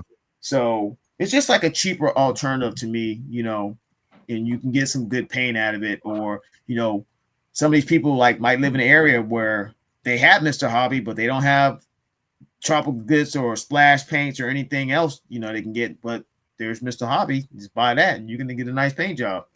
No, yeah. Like this color kind of reminds me of the car. This is a, let me shake it up though. This is House of Color that's mixed in here. It is also a metallic. It's just, it looks more blue right now on the camera, but it is, when I'm looking, it looks totally different from what I'm seeing on the screen. It looks more of a blue, but it's, like a metallic, more of a like a violet kind of color. Yeah, but like I have no House of Colors candies at all. I want to get some. My friend, he has some. He's like, if you ever need any, just come. I got. He opens the cabinet. He has all these House of Color candies. So whatever you need, just let me know. I'm like, okay. But I never went and got none. I want to go out to Coast Airbrush, you know, as many times I've been out there, I still haven't went out there. Yeah. You still haven't been? You never went to the original location? Man, nope. Oh man, yeah. I mean, like when I come out there, I'm doing 100,000 things when I'm out there. Oh yeah, you got a long list. I try to plan bro. everything while I'm out there, and some stuff gets bumped out the way. You know, like ran out of time, couldn't go. Yeah. No, yeah. It's crazy because with the location that they were at, I feel like if I wanted to go to Coast Airbrush on the original location and Anaheim, I was always going to hit traffic going over there. Yeah. Now they're in a different location, so it changes up the route, and it's like less traffic from the last couple times I've gone. Less traffic, bam, get there, and to me, it's more convenient. But the other spot, I would be like, oh man, I don't want to drive. I'd rather just order it, get it shipped out to the spot, right? But it is one of it's just like going anywhere else, you know. You want to go to like a Gundam store or anywhere, and then just or a hobby store, just to go for a little cruise and look at some stuff. Remember when we went to the Gundam store in Little Tokyo in LA? Neo Happy Land. Yeah, dude, I live probably like 10-15 minutes away from there now. And before, I used to have to drive an hour to get there, all this, nonsense, like far. Now it's just there, but now that it's there, I don't even go there. I'm just like, dang, I don't know. It's crazy because, like, I remember when I first found that place. That's when it was hard to get Gundams anywhere. Only certain stores had it. And now, like, you can get a Gundam anywhere. You go to Hobby Lobby, there's a Gundam, but I still like going to that store. Just going there. Just because it's a nice store, and I try to buy something every time I'm in there. And even if it's not nothing expensive, I try to like support and get them because that store is just so nice. And you remember last time we went in there, like the store is all changed around and everything. I don't even know it's still there. It probably is. I remember they used to post online on Instagram all the time. Now I don't see nothing. But when you follow like 1,000 some people, even if they do post, you'll never see that post unless you happen to look when they post it. Yeah, a lot of the I remember like you used to tell me like, hey, this spot has like a lot of the hard to find kits. And I remember like you see the regular kits, right? That you, like you said, you could find them everywhere. But remember, they were bringing in, I forget the P Bandai, the stuff they're bringing in from Japan, that it's like either all blue with white or like a brown color or like red, like or green. And you told me those are more limited and they're more expensive. And I remember they had a P Bandai. It was a like a blue box. It was one of the GMs. Like those are like my favorites. Yeah. So I ended up, I think it was like almost $100, and I was like, I've never spent $100 on a Gundam, right? So every time like I'd go there, I'd see it, and then I read online like people saying, "Yo, like buy these up, like you'll never find this GM again." And I think you gave me a magazine, one of the Hobby Japans, and they did a feature on it, and I was like, oh damn, I guess I'm gonna drive out there and buy it, because I was sold, dude. I have it, and I still have it, that figure. I ended up putting it together, but that was one of the things that I liked about that place is they carried a lot of that GM stuff. Or not GM, P Bandai. P Bandai. P Bandai, you couldn't like, remember that special order, because they never sold P Bandai in the States. You had to get it from over there or out of Canada. But now they have some P Bandai store here now, that some place that does P Bandai here now for them. But I remember back then you couldn't get it. You had to, unless somebody brought it with them from over there, or you ordered it straight from over there, you couldn't get it. Yeah. So yeah. So, the price is like scares you. I got a couple of them like that, that I bought, and I'm like, that price is crazy. And then you get the kit, you're like, what the hell? Yeah. I think I stopped buying the Gundams when they released the RX in the biggest one, perfect grade.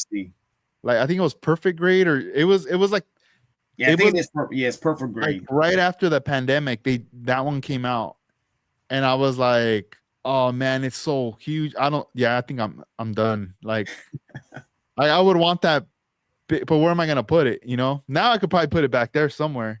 I could Yeah, toss it it's over like there, but it's like me, like man, like, it's all cars, but man, under the cars, it's nothing but Gundam kits right there. And it's a yeah. Pete Van Dyke kit I'm looking at right now down at the bottom.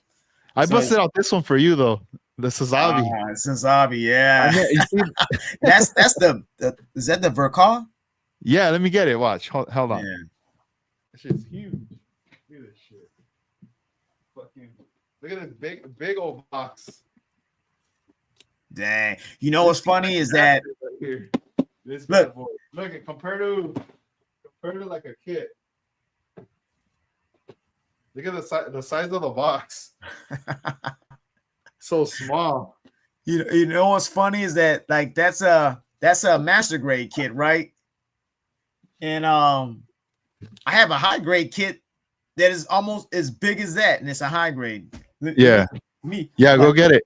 It's crazy right here because the box is so huge, but when you build it, it's not like, I mean, it's big, but it's not that big, you know. Exactly. And I think that perfect grade is the box is even bigger than that. Yes, 160. And the figures, even that one's humongous. That's like, I don't know about that. But hey, what's up, everybody? Let me go in the chat real quick while Dennis is pulling that out. Let me say what's up. I know more people joined right here in the chat. We got Carlos Avalar, OmniWorks that joined, Kevin Smith. Thank you guys for tuning in. And then also Slowly Models. We got Armando Flores, model car 1589, Quantum Esqua in the house. Also, let's see, Ike Molinar 2677 right there. You all right?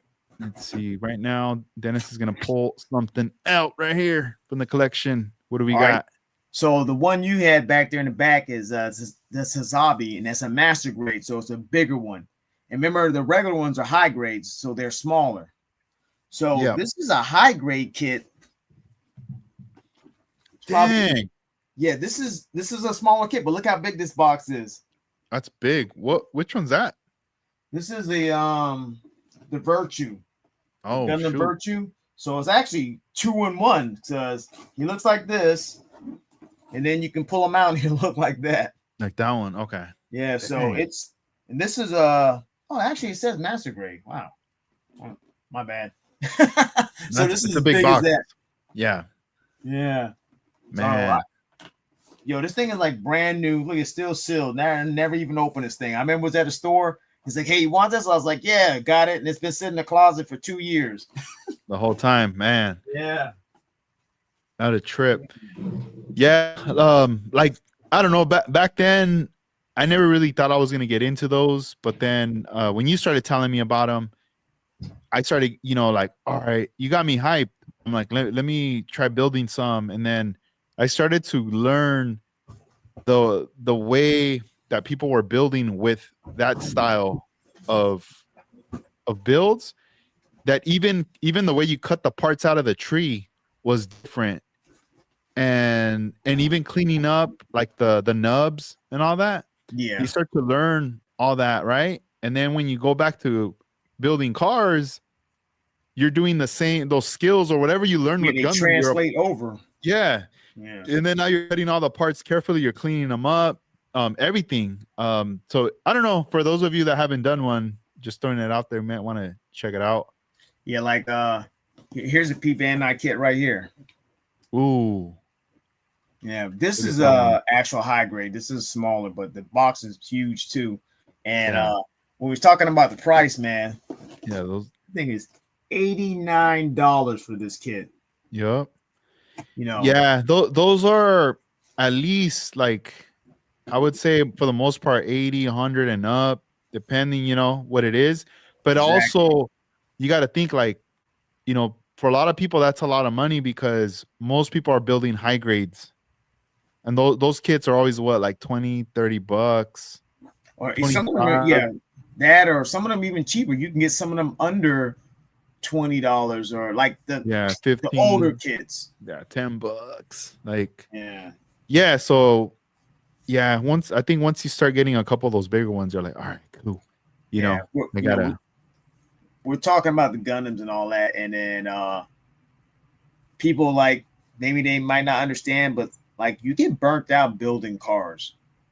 You don't even, you just get tired of building cars. You want to do something different. You challenge yourself. Some people might build planes, some people might build tanks, some people might do Warhammer, but they still build cars because when you switch things up, it helps. So you won't be burned out on one thing. So that's what me and you were doing Gundams, and I tell people I got more Gundam kits than I do car kits because like I tell people also, like when you build a Gundam kit, whatever it looks like on the box is exactly like it's going to look when you build it. It's not like a car. You get a car, you got to paint it and do all this. Remember the Gundam, they come like they're molded in the color they're supposed to be. So when you put it together, it looks just like the thing, and they don't have to be glued.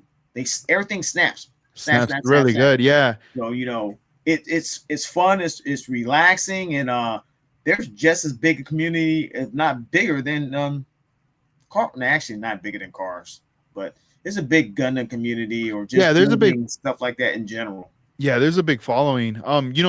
Going back to what you were saying about like getting burned out. So when we were doing I did experience that because I was doing a lot of like fabrication to the models. I was starting to get into chopping the roofs and doing this mods here, sectioning, all these things, right? So I spent a lot of time.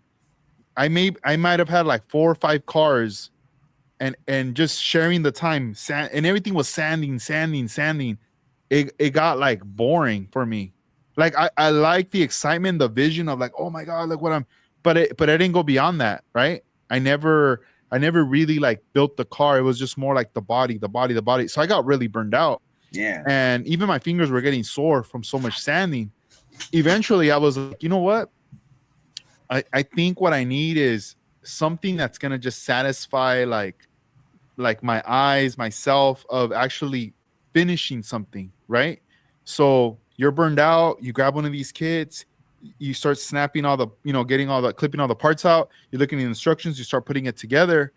And then if you really go deep, like 3 nights without sleeping or whatever, you'll finish it and you'll look at it and you'll be like, oh man, this is so cool. Like look what I finished.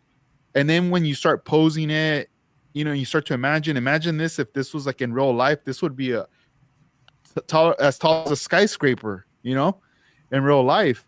So you just getting that satisfaction of completing something. It's like, all right, cool. So exactly.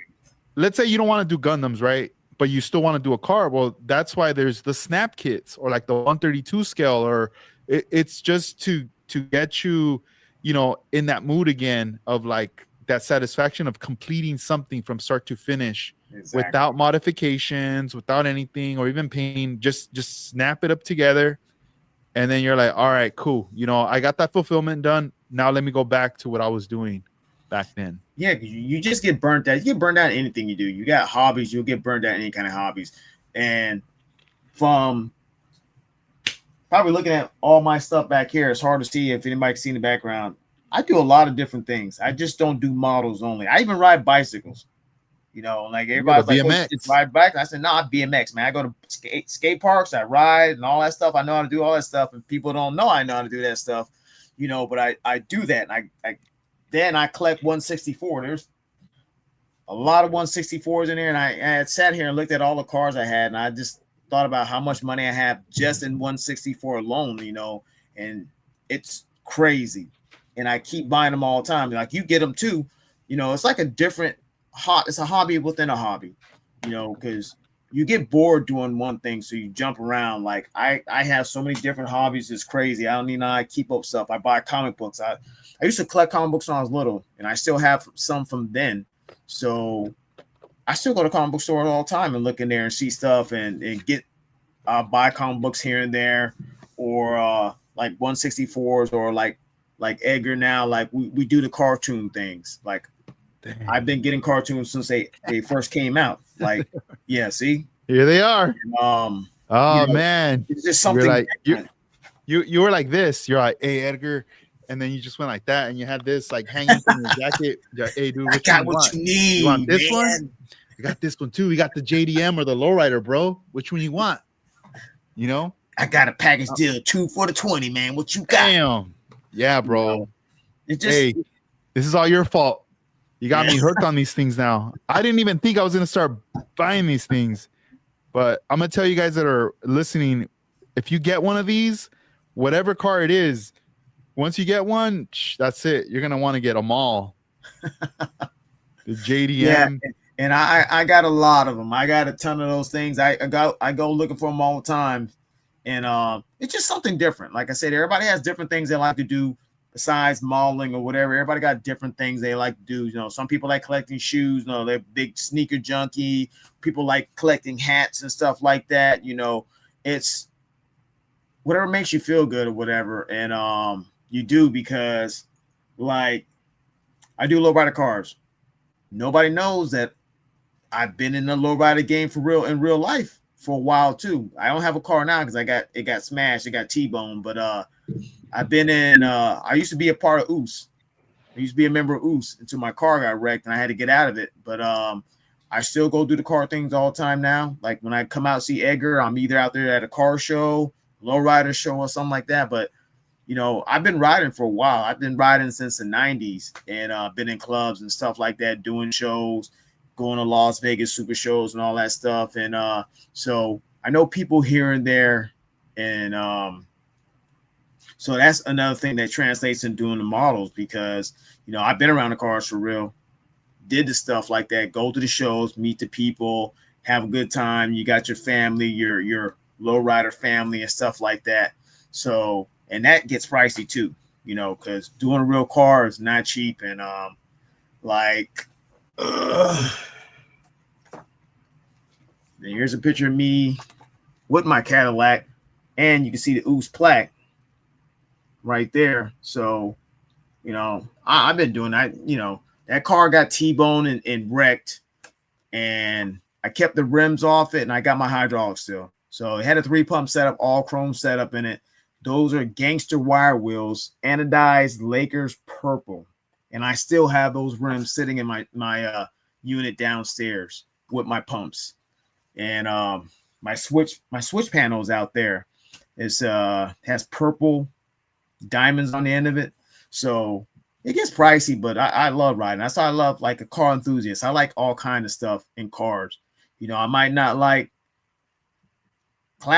certain classic cars, like those old ones, but I can appreciate them, you know. And then, you know, it goes into your hobbies, you know, you don't do it no more. So you start doing a little bit smaller things. But like I amassed a crazy collection, stuff on the wall right here, stuff you can't see. Like there's a display case with 108 cars right here. Damn. You know, I didn't think I was gonna be able to fill it up. And as soon as I got it, I filled it all the way up. I got cars sitting in boxes because I got nowhere to put them at.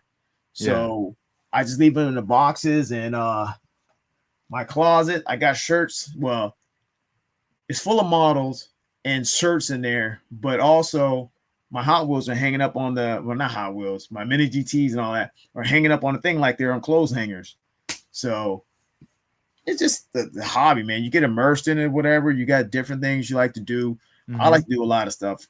You know, me, I just collect anything, not collect anything, but things I like to do.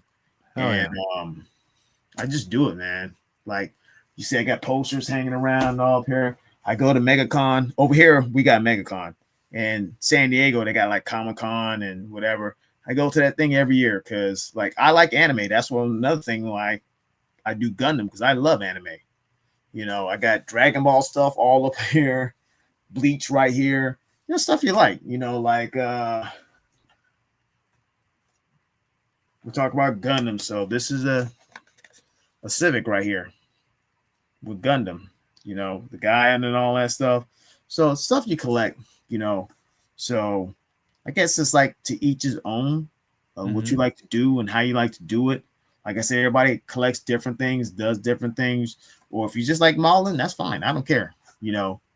But, you know, it's like the modern community. We're like one big family. Or at least like when me and Edgar and all of us get together, it's like we're having a high school reunion. Like when we was at Acme, it's like a high school reunion. Everybody's coming like, oh man, remember this is so-and-so from he graduated a year before us or after us and blah, blah, blah. And it's like a big reunion. So like modeling brings us around what brings us together. You know, there's a big online community, but it's not. It's. I feel like when you go to a show, it's 100 times better because now you get to see a person, you get to hang out, you get to do things, you know. And even with these things, I post videos that I go to these diecast events all the time because over here we have a lot, which is weird because I feel like in other states, I feel like they should have more stuff, and they don't. You come to Florida, we have them every single month, big ones on top of that. You know, I don't know why they don't do like a bigger convention down here, but we have a lot of stuff here, and we don't have nothing like a Pegasus. I have a small model store I go to get all my stuff. I've been going there forever, and the owner of the store, they've been the owner since the 60s, which is crazy. Wow. Mm-hmm. And they're still around. That store is still there. When I first went to that store, I went there in the 80s. The late 80s, somebody brought me there. I was with a friend. He was doing train models, and we were in school, and his dad took us there. And I always remember that store. That store's in the exact same spot, still open with the same people who own it. You What a know, trip. and Yeah. that, which is cool because you know how many model stores are closing down, mom and pop businesses. This is two brothers that own it, and they've owned it ever since then. And it used to be a grocery store back in the 50s, and they used to go to that grocery store, and they end up buying the store, and they turn it into like a hobby store. So one side of it is all cameras and photography, Mm-hmm. and then the other side is trains and modeling and RC. So it's not like a gigantic store, but it's a good size, and all the model stuff is in the back. And so I go there all the time. My friend runs the model department, and he's the one that gets all the Gundam stuff and everything. So he always, you know, gets me what I need if he can get it, or tell me where to go to get it. Yeah.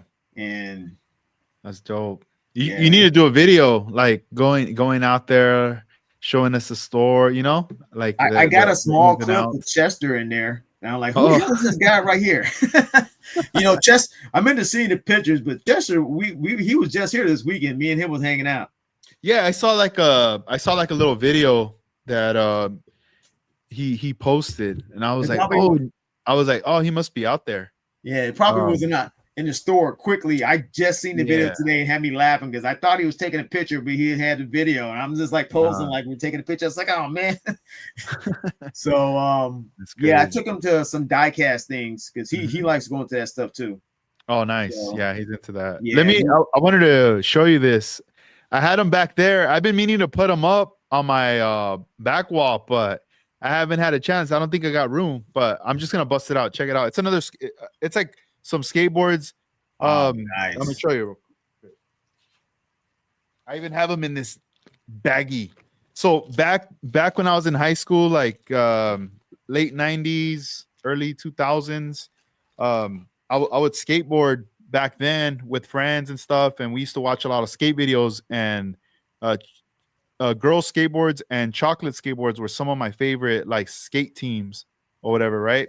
But for a long time, then I stopped doing that, you know. I got into other things or whatever, but then I went through a little phase where I started collecting like certain skateboards, right? So I ended up finding this one at a store some years back.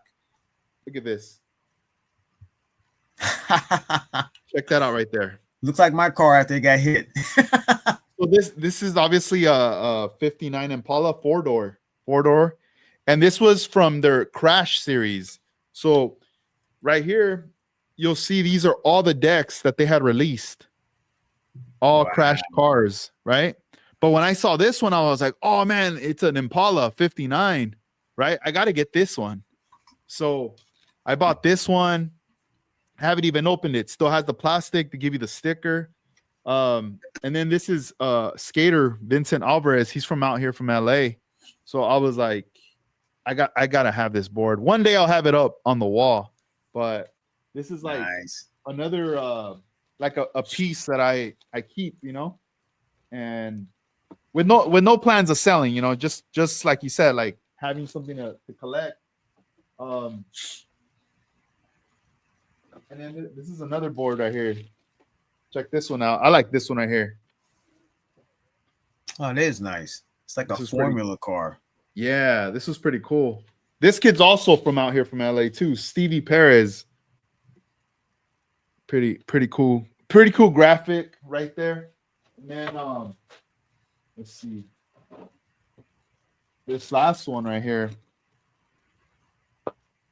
I got this one cheap. This one was like $35. It was like they were trying to get rid of it. I guess nobody wanted this car. Look at that one right there. So like that old, like, well, I look like an old German car, like old Duesenberg or something. I don't even know. yeah, bro. So I was like, I gotta get this. And I got one more. You could see it in the back corner. It's up there. It's like a okay. Next to the green one. Yeah, it's a Range Rover, but that one, that's the last one I skated back then. Or when this series, I guess, was dropping during that time. That was the first board I bought. Then later I was like, yo, I gotta get these other ones, you know, and they're hard to find. I can't, I mean, because these were printed a long time ago. But yeah, those were like another you know, thing aside from I haven't bought any boards lately, but you know, for modeling, I'm like, oh man, I gotta get this right here. I wanted to ask you, Dennis, as far as let's go back to the cars real quick. Let me pull this one up. Bam. Tell us about this car right here. That's that Aoshima. Where's it at? Oh, it's right here. Bust it out, bust it out. Nah, it's the box. So this one here, the Fairlady Z, the Aoshima. And so I got that kit and I wanted to build it because I like that. I like that I call it 240. They're 280 or 240, something like that, because I've seen them like that. But so I got this kit because I really liked it, and I like it had a wide body kit on it already. So when I did mine, like the decals on the side, that's from the Liberty Walk GTR, and the wheels on there are from the Liberty Walk GTR as well. So they're kind of bigger than what came on the kit, and I try to stance it so they're like look like his stance, and even the decals on the windows, those are the Liberty Walk GTR decals as well. And that's another Gundam paint on the car as well. You know, and those cars are easy to put together because they're like curbside because they have no motors in them. Mm-hmm. So, but I try to detail it out as best I can. It even has I got them from you from there was a zoom on like the Photo West emblems that are like stickers. Oh yeah, the metal stickers. Yeah, so that's on there also. I got them from you. He had that Fairlady Z set, so I got those from you to put on that kit too. Yeah, the interior. What color is that? It looks like a really nice, like orange, kind of tan, kind of color. Yeah, it's like an orange.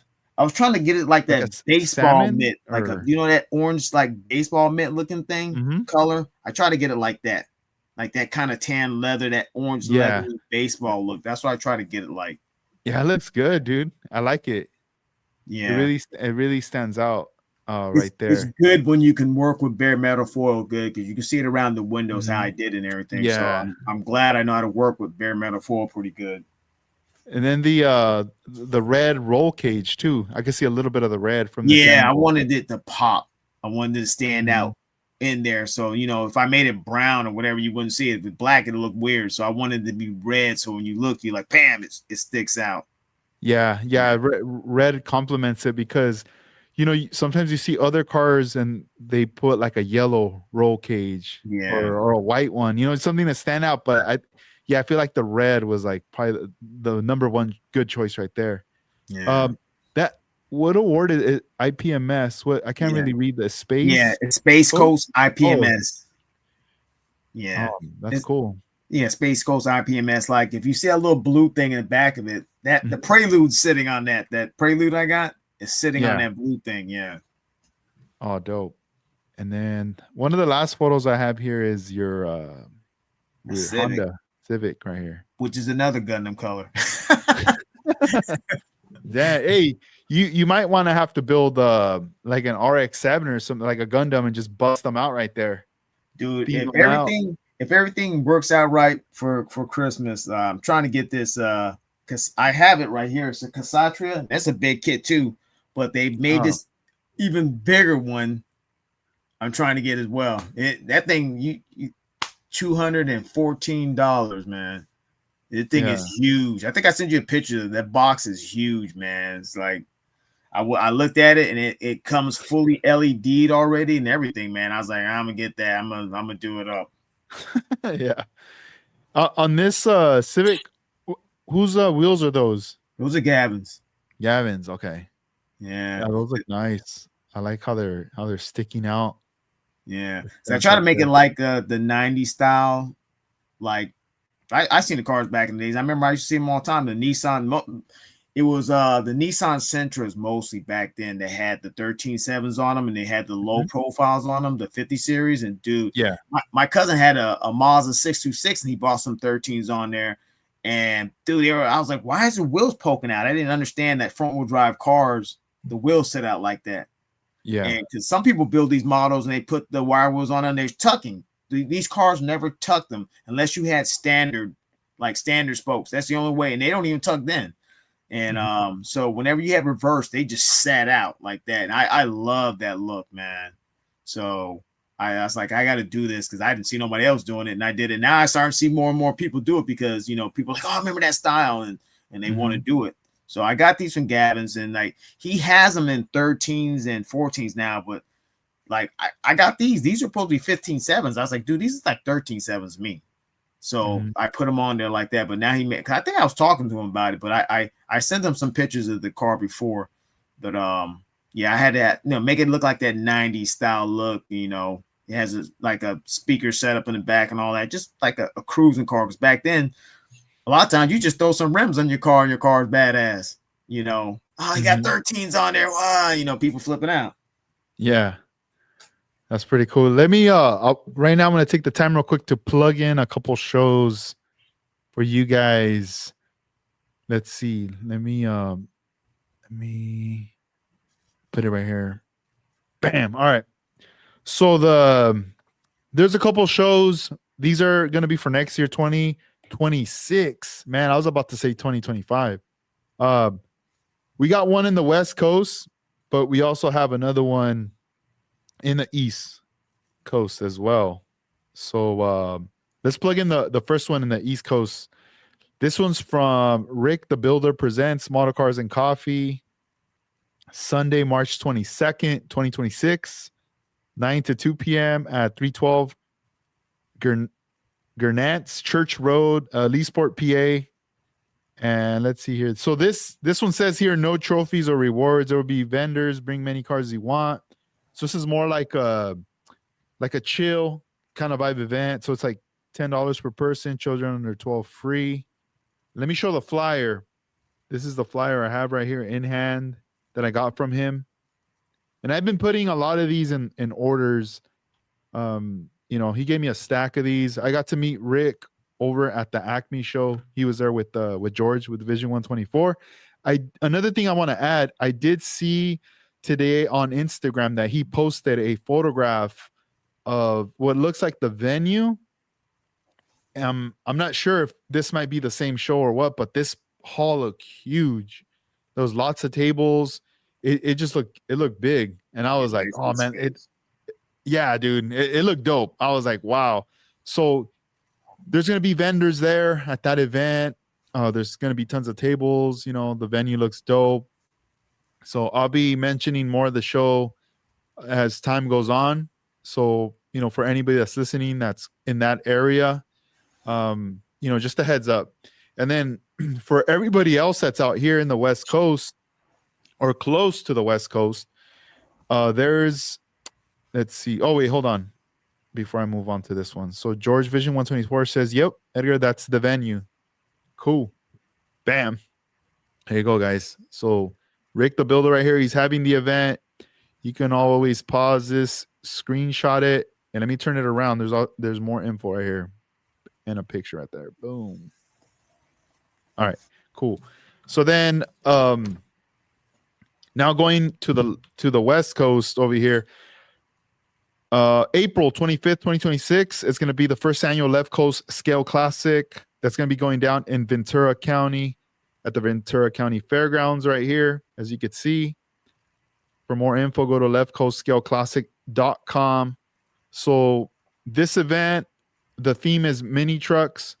So there's people working on their mini trucks and getting ready for this event. Not only is it model cars, but it's also diecast RC, and I believe there might be also some 1-to-1 scale cars as well. But like for us that are going to be going there, bringing up models and stuff like that, or even your diecast, I know Juan Amezcua likes to mix it up. He likes to bring the 164 model cars and also even some of the custom cartoon cars that he's been busting out with as well. So, this show's going down April 25th, and we're going to keep promoting that more and more as we move on, to next year. This year's already, this month is done. Next month's going to be done, and that's it. We got to be looking forward to these newer shows, and it's going to be an exciting time, man. Lot of stuff. Dennis, are you planning to come out to this show, the one in Ventura? I'll be there. The mini truck show? Yes, I'll be there. All right, cool. Nice, man. Yeah, some of the guys from Hawaii are going to be coming down as well. Big Dad's Garage, Ryan, he's also coming down, and maybe some of his homies too. Some of the guys that build models out there from Hawaii will be coming down, and we're gonna do our best to promote it, but at the same time, I also want to work on a mini truck as well to for the theme and all. I'm just excited to see what kind of cars. Have you decided on what you're gonna bring? Me? Mm-hmm. Oh yeah, I got 2 builds I'm trying to bring for the mini truck theme, besides my regular stuff that I can bring out there that never been out there. But I'm trying to finish a truck and a van to bring out there. So yeah, those are the things on the plate. Plus, remember, the weekend after that is the SoCal Open. Yeah, how's that gonna work out for you? Are you planning to stay long enough to go to SoCal Open? Yep. Oh, nice. Yeah, because I remember last year, no, or was it last year or it was like it was a couple of years ago, wasn't it? 2 years ago when I was out there for SoCal. When you were out there, yep. Yeah, you came out. Mm-hmm. Yeah. So then, like, Armando asked me about it. I told him I was going to come to that. He's like, "You're gonna come to SoCal Open?" I was like, "When is that?" He says, "The weekend after that." And I was like, "What?" Mm-hmm. I was like, I don't know. I'll see." So for right now, as far as I know right now, I'm gonna be out there from one show to the next show. Oh, nice. Yeah. I didn't tell nobody. Nobody knew, but he knew. I told him. Then I was like, because I wasn't sure. Then I was like, you know what? Now everybody knows. Yeah. Oh, that's cool. Yeah. Oh, yeah. That's what's up. So yeah, also, because remember he's doing that presentation at SoCal Open. So I got to do that card too. Yeah, the Beatles. BW. Yeah. The BWs. Yep. So yeah. Here's mine right there. Which what brand? That's the Tamiya one. It's this 60, one right here. What is it? 66. Yeah. Yeah. Yeah, because like when I went to the model store, my friend Miguel that works there, and I asked him what's the best one, because like Revell has one also, and he's like, "Don't get the Revell one; it's garbage." He said the Tamiya one's the best one to get, so I got it. So I got some plans for it, trying to make it. I've been looking at some pictures and stuff like that because I never did one, but I always like VWs, and been looking at some pictures. I got to get some rims 3D printed because the rims on there are just not going to work. I'm not trying to make it stock, but I'm not trying to go crazy with it, but I want to look nice. I already had the paint. I got some splash paint to paint it with because I got some, like when I'm talking with Sam, I just buy random colors because I'll look and you'll have an idea like, oh, this will look good on this build or whatever. And so I got some paint from him like about a year ago, maybe 2 years ago, or I don't even, either last year or the year before that. And I was like, I want to put this on a bug because I was looking at some pictures and I found it like something similar to that. So I already have the color for that in mind. So now I just got to get some of the other stuff. I've been talking to Armando about some stuff. They've been sending me pictures and we've been conversating about it and everything. So look forward to getting that finished. and then doing the mini truck stuff for the other show, and probably bring my old truck that I've been bringing around because they seen that at the NNL West when I was up there, and they really liked that truck, So I might bring that one too. I only can bring 6, so I got to figure out what I'm gonna bring. Yeah. My carrying case only can hold 6 cars. Yeah. No, that's good. Yeah, I remember being a little worried, about like, oh, well, what models or what am I going to take to the show, as far as a carry-on for the Acme. And at first I was telling Armando, oh yeah, I think I'm only going to take like 2 cars, maybe 1, like, and he's like, damn, that meant like that, like that's nothing. Yeah. So then I was like, you know what? Let me do a test fit in my backpack. So I started, putting in the boxes, the cases in there to see how many I could stack in there. And he kind of broke it down. He's like, yeah, just stack them in there, you put on the backpack and then just put it under the seat and you're good. You don't got to worry about them tossed in the backpack and all that. So ended up fitting, I don't know, I think 5 models fit in there or 6. I can't remember right now. But I was like, cool, that's it. That's as far as I'm gonna fit in there, and and we'll go from there. And yeah, it managed to fit. Everything worked out. Yeah, remember I sent you those pictures of the containers that I got. That remember it was Hobby Lobby, and like I think my stuff is still packed up from the show. I think the only thing I pulled out was the 60 and the Civic. I took both of those out, but all the other cars are still sitting in that thing. It's like it also becomes storage. Mm-hmm. So I'll just leave stuff in there. So then when I go to shows, I'll just pull out what I don't want, set it on the counter, and put what I want in there, and then take it to show. And like that backpack thing scares me because I feel like the things are just gonna toss around. So remember I showed you mine, man. Mine goes under the seat right in front of me in the airplane. So I'm looking at it the whole time, making sure I bring it through security. I watch them. Yeah. Remember that time I came out there for first NNL West, and I told you the lady threw the whole thing through the line, and then we had to do some surgery in the room when we was in the room. Yeah. Fix the model. So Dang, I watch it all the time now. I tell them, hey, these are models, blah, blah. You don't have to open it. Or I said, look, just see through. You can see right in there. No, yeah. I remember like that one time we went down there and you were working on your build, and then I had to finish that Bel Air. Yeah, that's right. You had the display and everything too. It wasn't done. I had a display with lights. I think I still have the display somewhere. I have to look for it. I know I didn't throw it away. I kept it, and I gotta find it. But I remember at that time I focused a lot on that car, like shaving stuff off and whatnot, right? But I put so much pearl in it. Like I shaved off the emblems and all kinds of stuff, right? But I put so much pearl in it that when I ended up, clearing it and everything, a lot of that stuff popped up again. and I was like, oh man, this sucks, And didn't you sand it down when we was in a room or something like that? You had all the sandpaper, and you because you showed me how to do the sandpaper. You're like, hey, do it this way. You go in. Yeah. I remember with the God hand pads, and then the wheels too. At the time, I didn't have any like nice looking custom wheels. I just was like, I'm just gonna use whatever came from the box, like box stock wheels. And I remember setting it up and I was going like, wow, like it looks ugly. Like I'm trying to go for a show car look, like with, House of Color paint, show clear lights, all this jazz, right?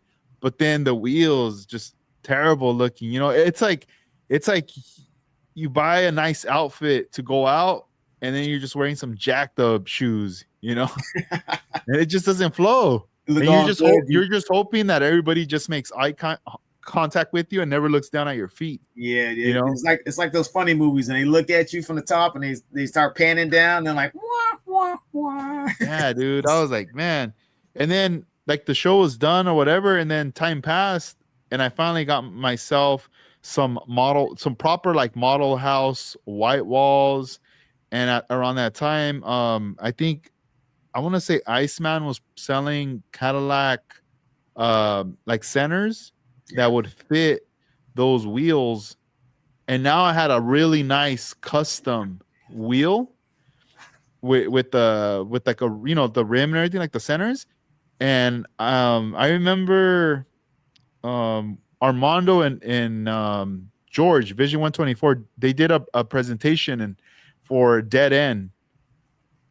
This was a while back out in like towards Salinas area, and I couldn't go to it, but they were gonna go. And I remember giving them the wheels and was like, hey, uh, you know, when you guys do this presentation for them, swap out the wheels and put these new ones on now.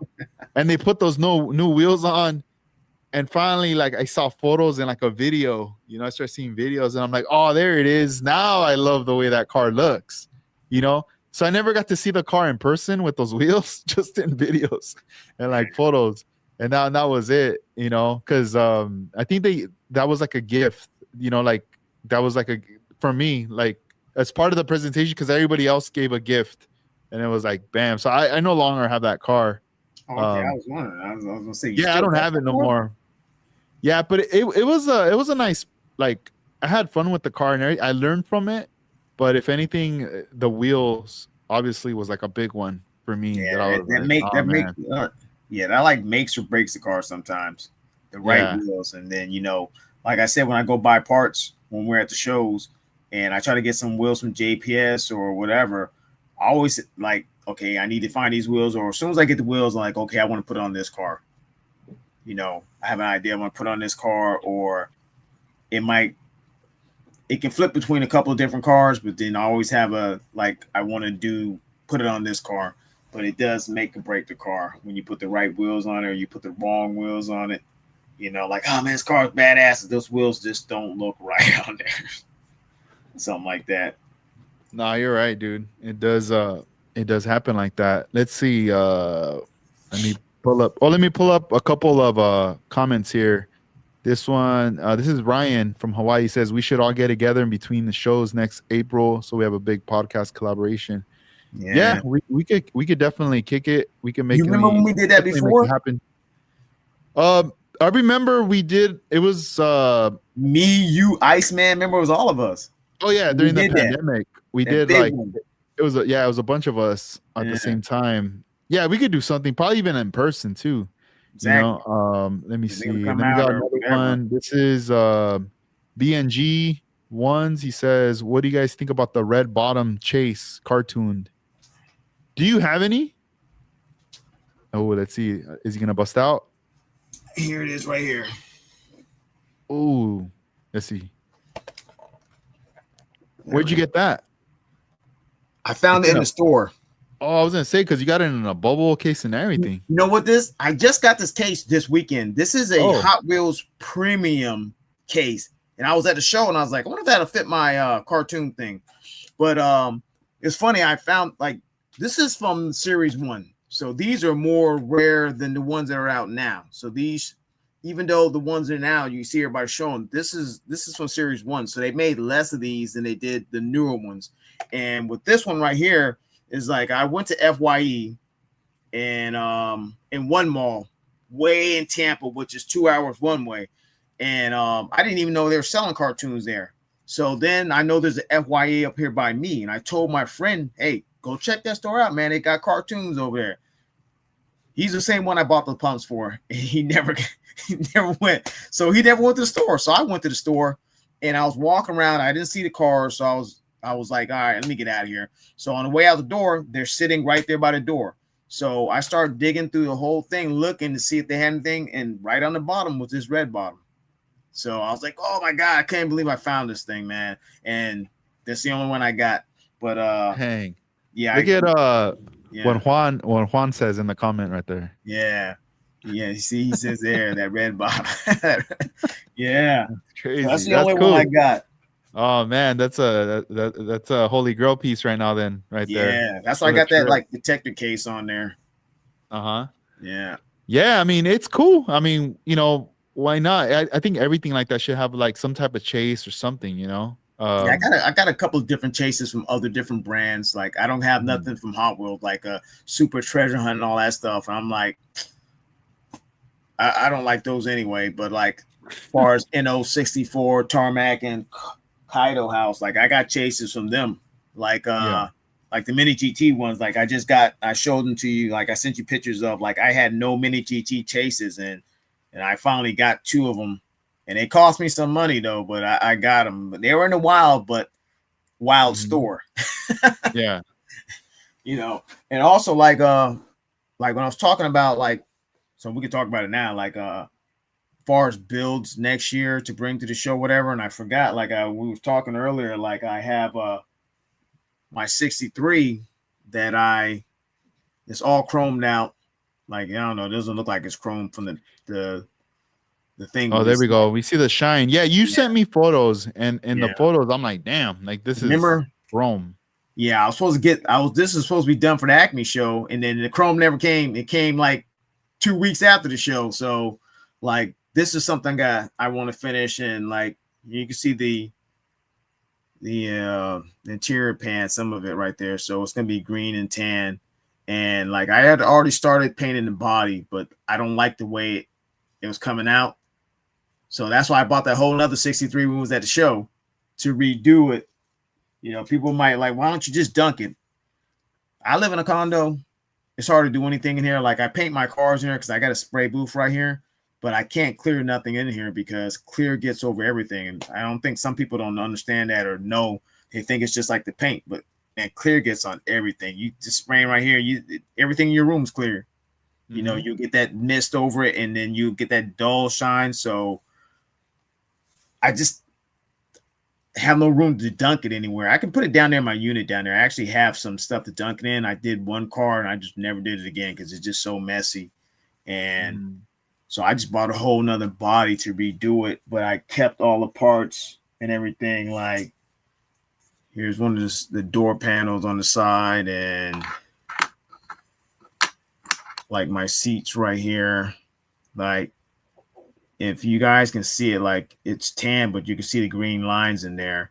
And this is one of the things I do. I don't see very many people doing them. I've done this because I found it in I think it was in a Fine Scale model car magazine back in the 90s or something like that. This is all thread. Everything on here is thread. So it makes the piping. If you can Oh see it, wow. this is all thread, hand done thread on the seats, on the back of the seat, and to do on my interiors like that. And I don't do them on all of them, just certain ones. Like you can see the bottom of the seat right there. You can see how the Oh thread is yeah. on there right there. What a So trip. the cool thing about thread is it comes in every kind of color. So you can match something or like accentuate the color with a different color. Like say if you had a blue and you put a red like thread on there to bring it out. And when you put the thread on there, it's easy because I use Elmer's glue. Use Elmer's glue because Elmer's glue dries clear. So when you put it, when it's on there, it's all milky white. But when it dries, you don't see nothing. You see nothing, and they have everything on there. So that's something I learned back in the days. And if anybody want to try it, you know, it'll make you mad though. But when you get it done, it comes out right. Yeah, it looks nice. I've never seen anything like that. Yeah. So I learned that in like an old model magazine. I was just looking through it one day. I was like, what? I'm gonna try that. So I Mm. have which I don't even know where it's at. I have an Alter Nomad. I did the whole interior like that, and people were flipping out. Like they like, how'd you do that? I said, that's thread. I learned it online. I mean, not online, and the magazine. They was like, you're Yeah. lying. So they started looking at it closely, and they're like, wow, I can't believe you did that. And I used to work overnight back in the days, and when I come home, like everybody's sleeping, I'm trying not to make noise. I'll sit in the garage.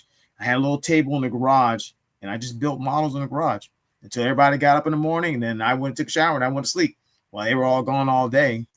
And then like when I come home, I just go in the garage and work on models. And like I don't know where my 64 is. I still have one of my cars from back in the days, my 64 AMT 64 I built.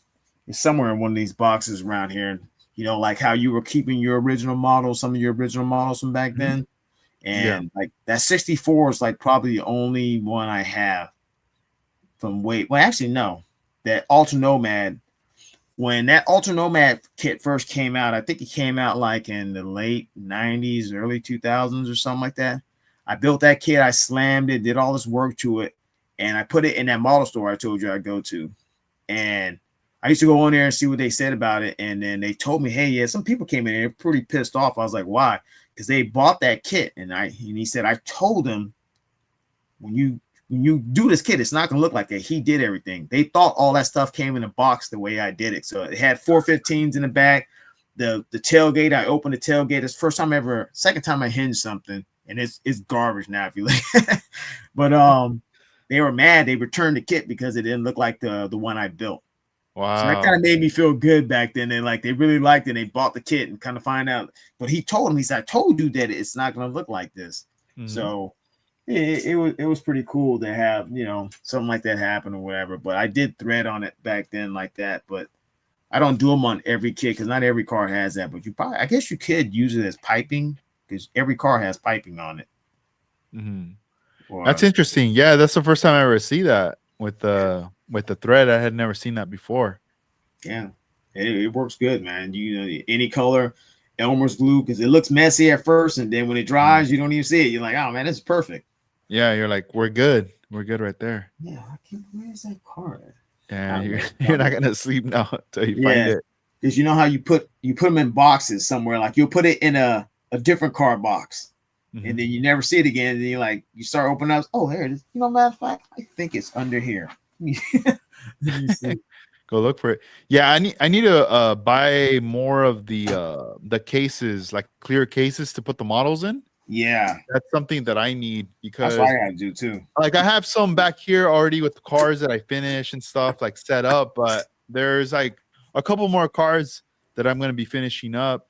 And I know I need cases for them so I could display them and, you know, avoid getting any kind of dust on them. You know what? I actually found this car. It was right where I thought it was, sitting right behind the thing. Oh, let's check it out. So let's go on this thing right here. Oh, this is it right here. That's a Revell one, right? Yeah, and I built this back in the 90s, man. Wow. And on the turntable too, right there. Yeah, so I did the foil, and it's not the best thing. This is like when I never went to no shows, so this is just something I built at home, or whatever. And I'll show you the. Yeah, it's like keep it as is. Don't even alter it. You know. Yeah. I was like, before you got exposed to everything else. So you can see that thread in the interior right there. Okay. So everything, the whole door panels, you can see that the 15s in the back. Oh wow, yeah. That's cool. Pioneer. That's the first hinging I did. So, they were mad because like it didn't come like this. It's like a regular station wagon, like a Caprice wagon.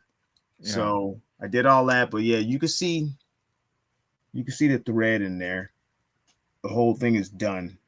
This is I think this is the first time I ever did the thread thing. So if you look, it's in the back seats, everything. So everything's done. The motor's not the best. Like this is, like little gold foil to do the motor all regular and all that stuff. And then back then, there was no gold plating, or I couldn't get no gold plating. So it's like a gold painted. Yeah. But it still had the stuff on it. But yeah, these are like Hopping Hydro wheels. Yeah, I was about to ask, are those the Hopping Hydros? Yeah, these are Hopping Hydros. Because like back then it was either Pegasus or Hopping Hydros. And these had the bullet caps, and I was like, I gotta get that. So like even if you can see the foil work on the side. Mm-hmm. So yeah, like on the trim. Yeah, like I felt like I was doing it looks like a rose gold kind of. Yeah, because it's so old now. That gold is all faded. That's why I was looking in here. I was like, man, it doesn't even look like it's gold no more. But yeah, like I could do foil good way back then. I felt like I did it better back then than I do it now. But I learned because I used to go to the model stores and I asked a lot of questions. And it's funny because the people there don't even look like they don't have built models, but they told me everything. Yeah. Hey, do this when you use a foil, try it this way, do this, and dude, it worked. So I was hooked on it because when you use foil, it brings your model out even more, with the real trim. Because like I see a lot of people they try to paint the trim on there, And dude, it does not work. I even did that before, and it does not. I couldn't get it right. I like made more of a mess than I should have. Yeah. Yeah. I remember as a kid, I mean, I was unaware of bare metal foil. I did not know it existed. But as a kid, I remember like putting like tape really close to the edges of the trim, like on a 64, right? Yeah. Wait, no, not a 64. I think was it the Bel Air. Like the side trim, right? And getting a marker, like a silver marker, and being like, all right, I'm just gonna get the marker and I'm just gonna like paint the line across like the trimming, right? But I'm gonna go slow because I don't want to mess it up. But as I'm going slow, I'm pouring out more ink into it. So what's happening? It's like going underneath the tape, and I can't see it, you know, and Exactly it's till just you pull the tape smudging. out. And then I pull it, and then it's all right there, and I'm like, oh man, like you said, it's just more of a mess Even right there. even when I first started doing model cars, I didn't even know about bare metal foil. And they told me about it at the store. Are you using bare metal foil? I was like, what is that? So they had to go show it to me. They went and got it and showed it to me. And I was like, how do you use this? I never even seen it before. So they had to explain it to me. And I was like, all right, let me get a sheet then. So I went home and tried it. Yeah. You know, went home and tried it, and I just got better at it. Yeah. I'm gonna watch. Let me pull out a model right now that we're talking about this. And I'll show you. I need to just go grab it, but this is the model where me coming back into model building and using bare metal foil for the first time, like on a model. But let me go grab it. Hang on. Gotta get this thing. Yeah, so hope you guys like this podcast. A little bit about me. You see all my crazy stuff back here. I've known Edgar for a while. You know, love building. Sometimes you get burnt out of building, man, because I get burnt out. And I think I do it to myself because I get all hyped up about building a car for a show, a contest, and I wait till the last minute to put it together. So I'm bad at my time, managing my time, bad at that. So it burns you out because I try to do everything at the last minute. You're all like burnt out trying to do that, and you stress yourself out trying to get your car done. Let's see. I'm back. All right. So let me. So this is like, I'm gonna try to set up the scenario. So when I started to get back into scale model building again, you know, I always like to say it was like 2014, 2015. Went to my parents' house, was looking through all my stuff, and I had a box, and in that box was a 61 Impala. I think it was the Lindbergh kit, and I had it in there. I had a Tamiya, you know, primer bottle, but not the big one, the smaller can.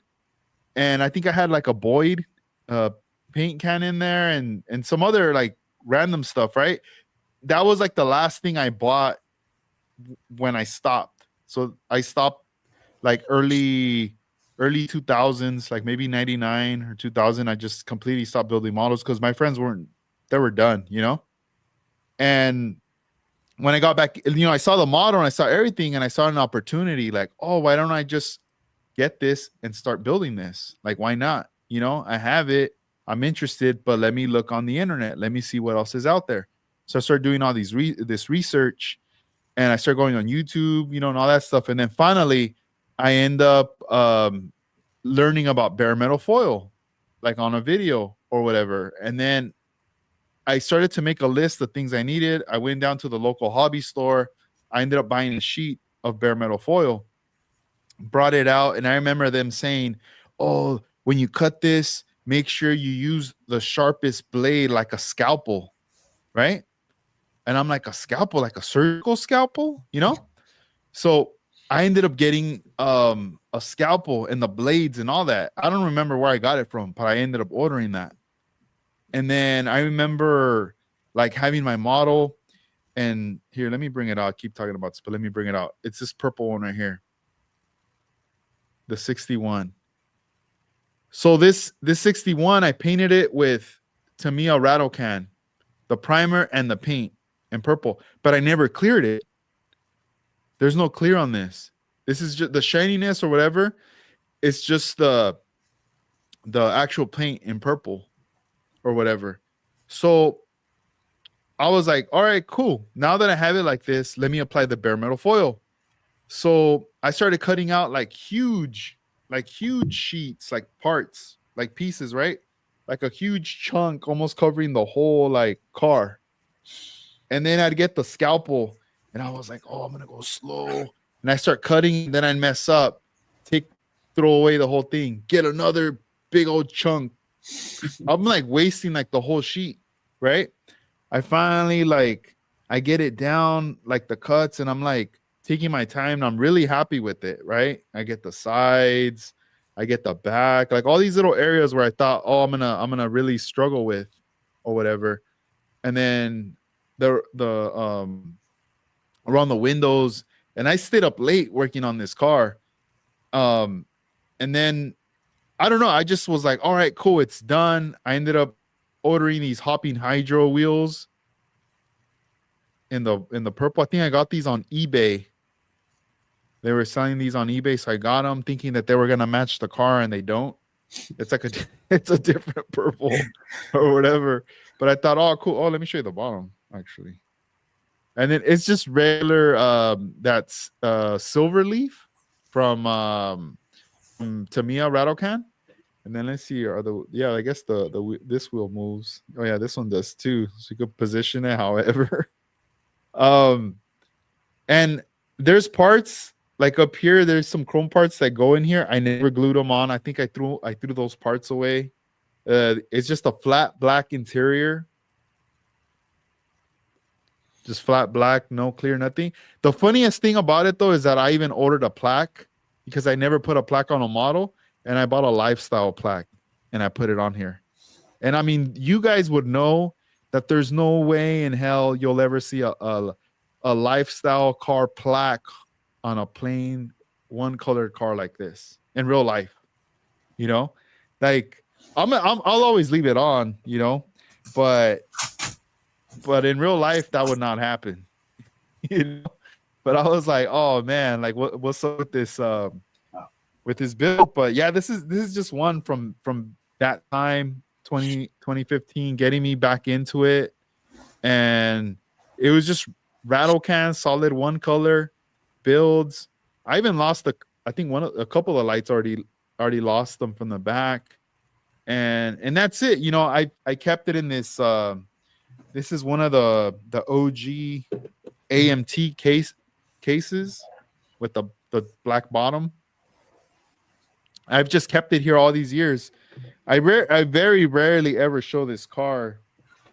But it's one that I'll keep obviously for a long time in my possession here.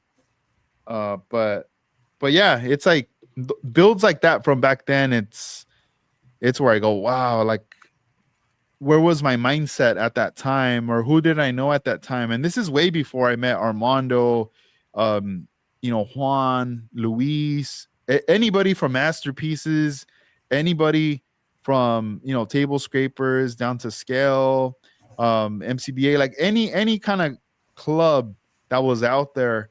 I didn't know anybody. I think remember that one club like Lords of Plastic? Like there was just a lot of different clubs. You know, I felt like when I was, you know, finally meeting people online and hanging out, you know, starting to go to the shows, it was like, I feel like the timing was good right there. Everybody was like, you know, coming out with stuff and just moving forward to where we're at now, you know.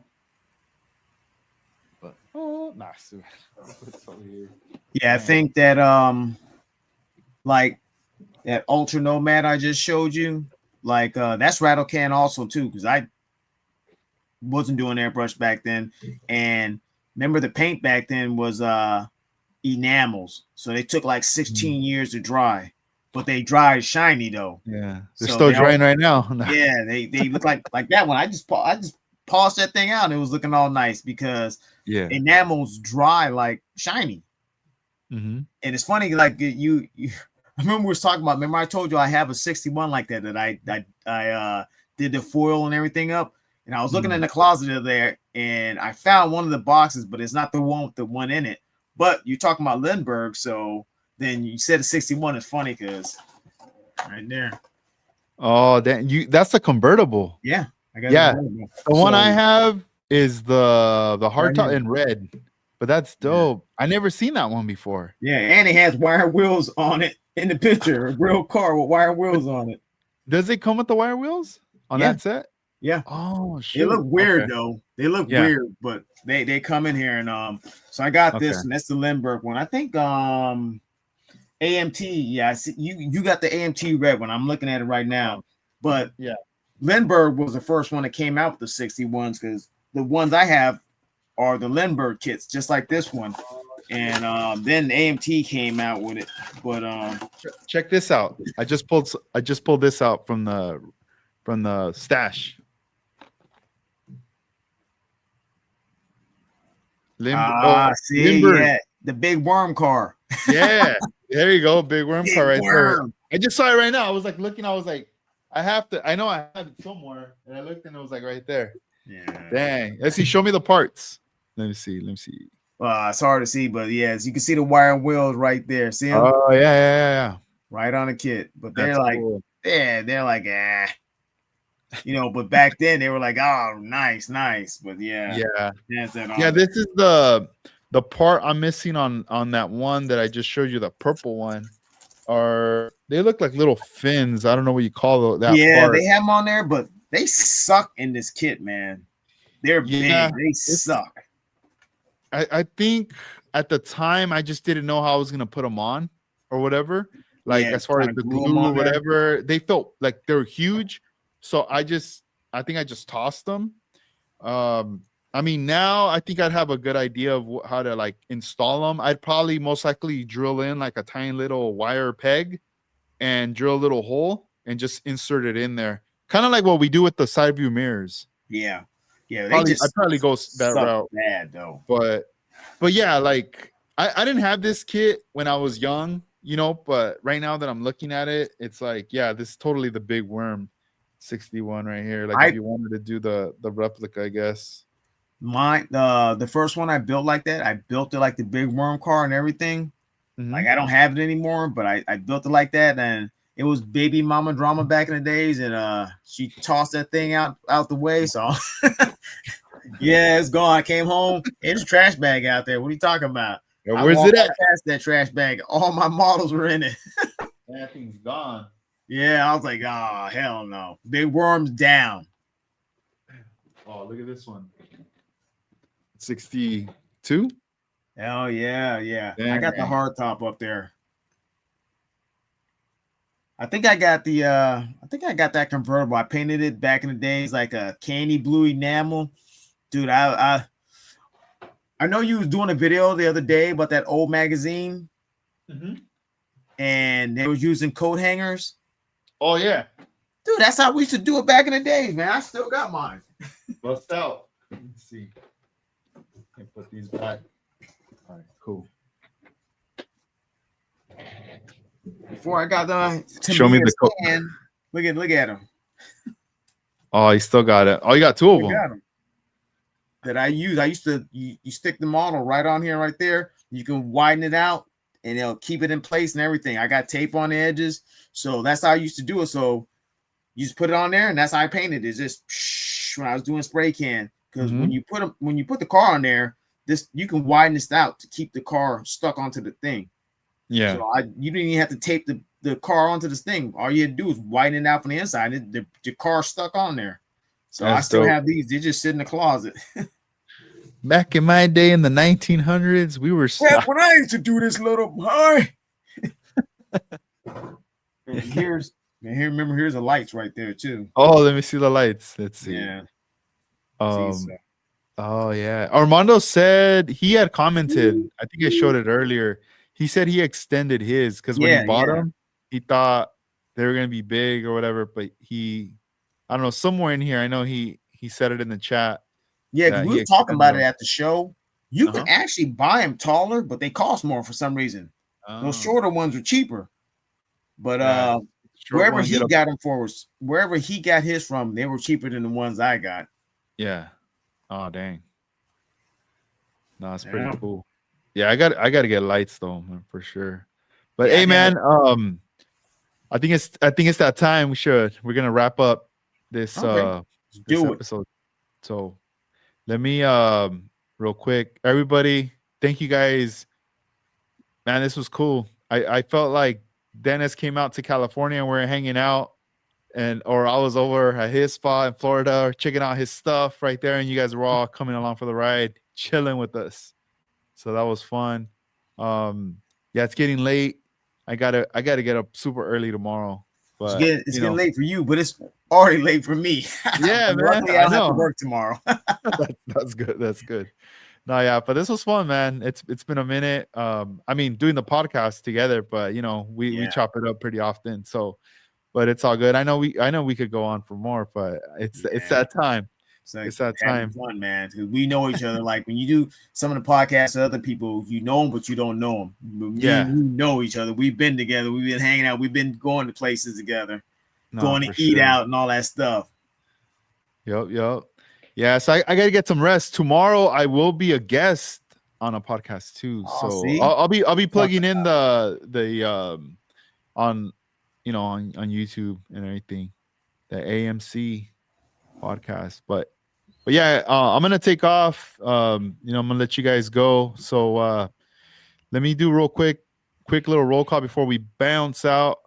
OmniWorks, Kevin Smith, Slowly Models, Armando Flores, Juan Amezcua, Model Car 1589, Scale Model Cars, Vision 124, Jarvis Malone. Let me see him. Carlos Avalar. Let's see anybody else. IKEA, Molinar as well. Mike's Models and More. I know he had jumped in there saying what's up earlier in the during the podcast. Brando Commando too. I know he was on early on, but I think he took off. But yeah, I'll tomorrow. Hopefully you guys could join when I'll be a guest on the other podcast. But we'll see. We'll go from there. But thank you, Dennis. This was awesome catching up, and we'll have to do this again. Maybe we'll do something where maybe we will actually be working on our models.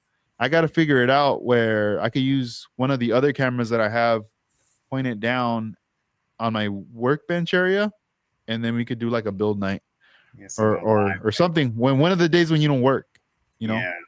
we'll do it up. We'll do it up from there. So that should be fun. But cool. Well, all right, guys. I'll see you guys on the next one. All right, Dennis. Later on, man. Take it easy. Peace Thank out. you everybody for watching and staying up, whatever. And let me give a shout out right quick. Yeah, go for it. Shout out to Eddie. Eddie, he's Easy Model Cars in Florida. He helps me out. He gets me where I need to go. And give a shout out to Edward Sicario. He's another friend of mine. He's an up and coming builder. So I've been helping him out. And I'm going to give it out to Leon Model Cars 1589s. I met him at NNL West when I was up there. I seen his car in the video before I even got there. And then it was sitting there and I had to meet him. So dude is cool as hell. I watched his videos. You guys watch his videos too, but give a shout out to him. And I'm going to give a shout out to Edgar for keeping this thing rolling and doing the stuff, making it happen. So, and to everybody who stayed up and watched this, thanks for watching. I don't know if you learned anything from me or anything about it. We just rambling, but I hope you had a good time watching our, my podcast. So thanks for watching, everybody.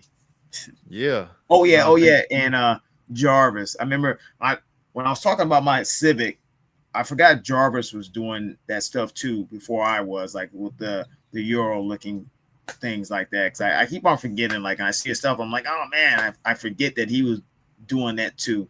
He's with that stuff also, that good old school look. Hell yeah, dude. He does some beautiful and badass models, bro. Like I forgot all about that. I just like sat here. I was like, oh shoot! I said I was doing it. No, I forgot he was doing that stuff way before me, and I forgot the pictures I seen and stuff. He's even at the shows when he bring them up there when I'm over there. I totally forget about that stuff. But yeah, I had to give shout outs to him because he was doing that way before I was. Back then. That's cool. Yeah. No, it's All awesome. right. Cool. All right, guys. Well, later on. Peace. Take it easy.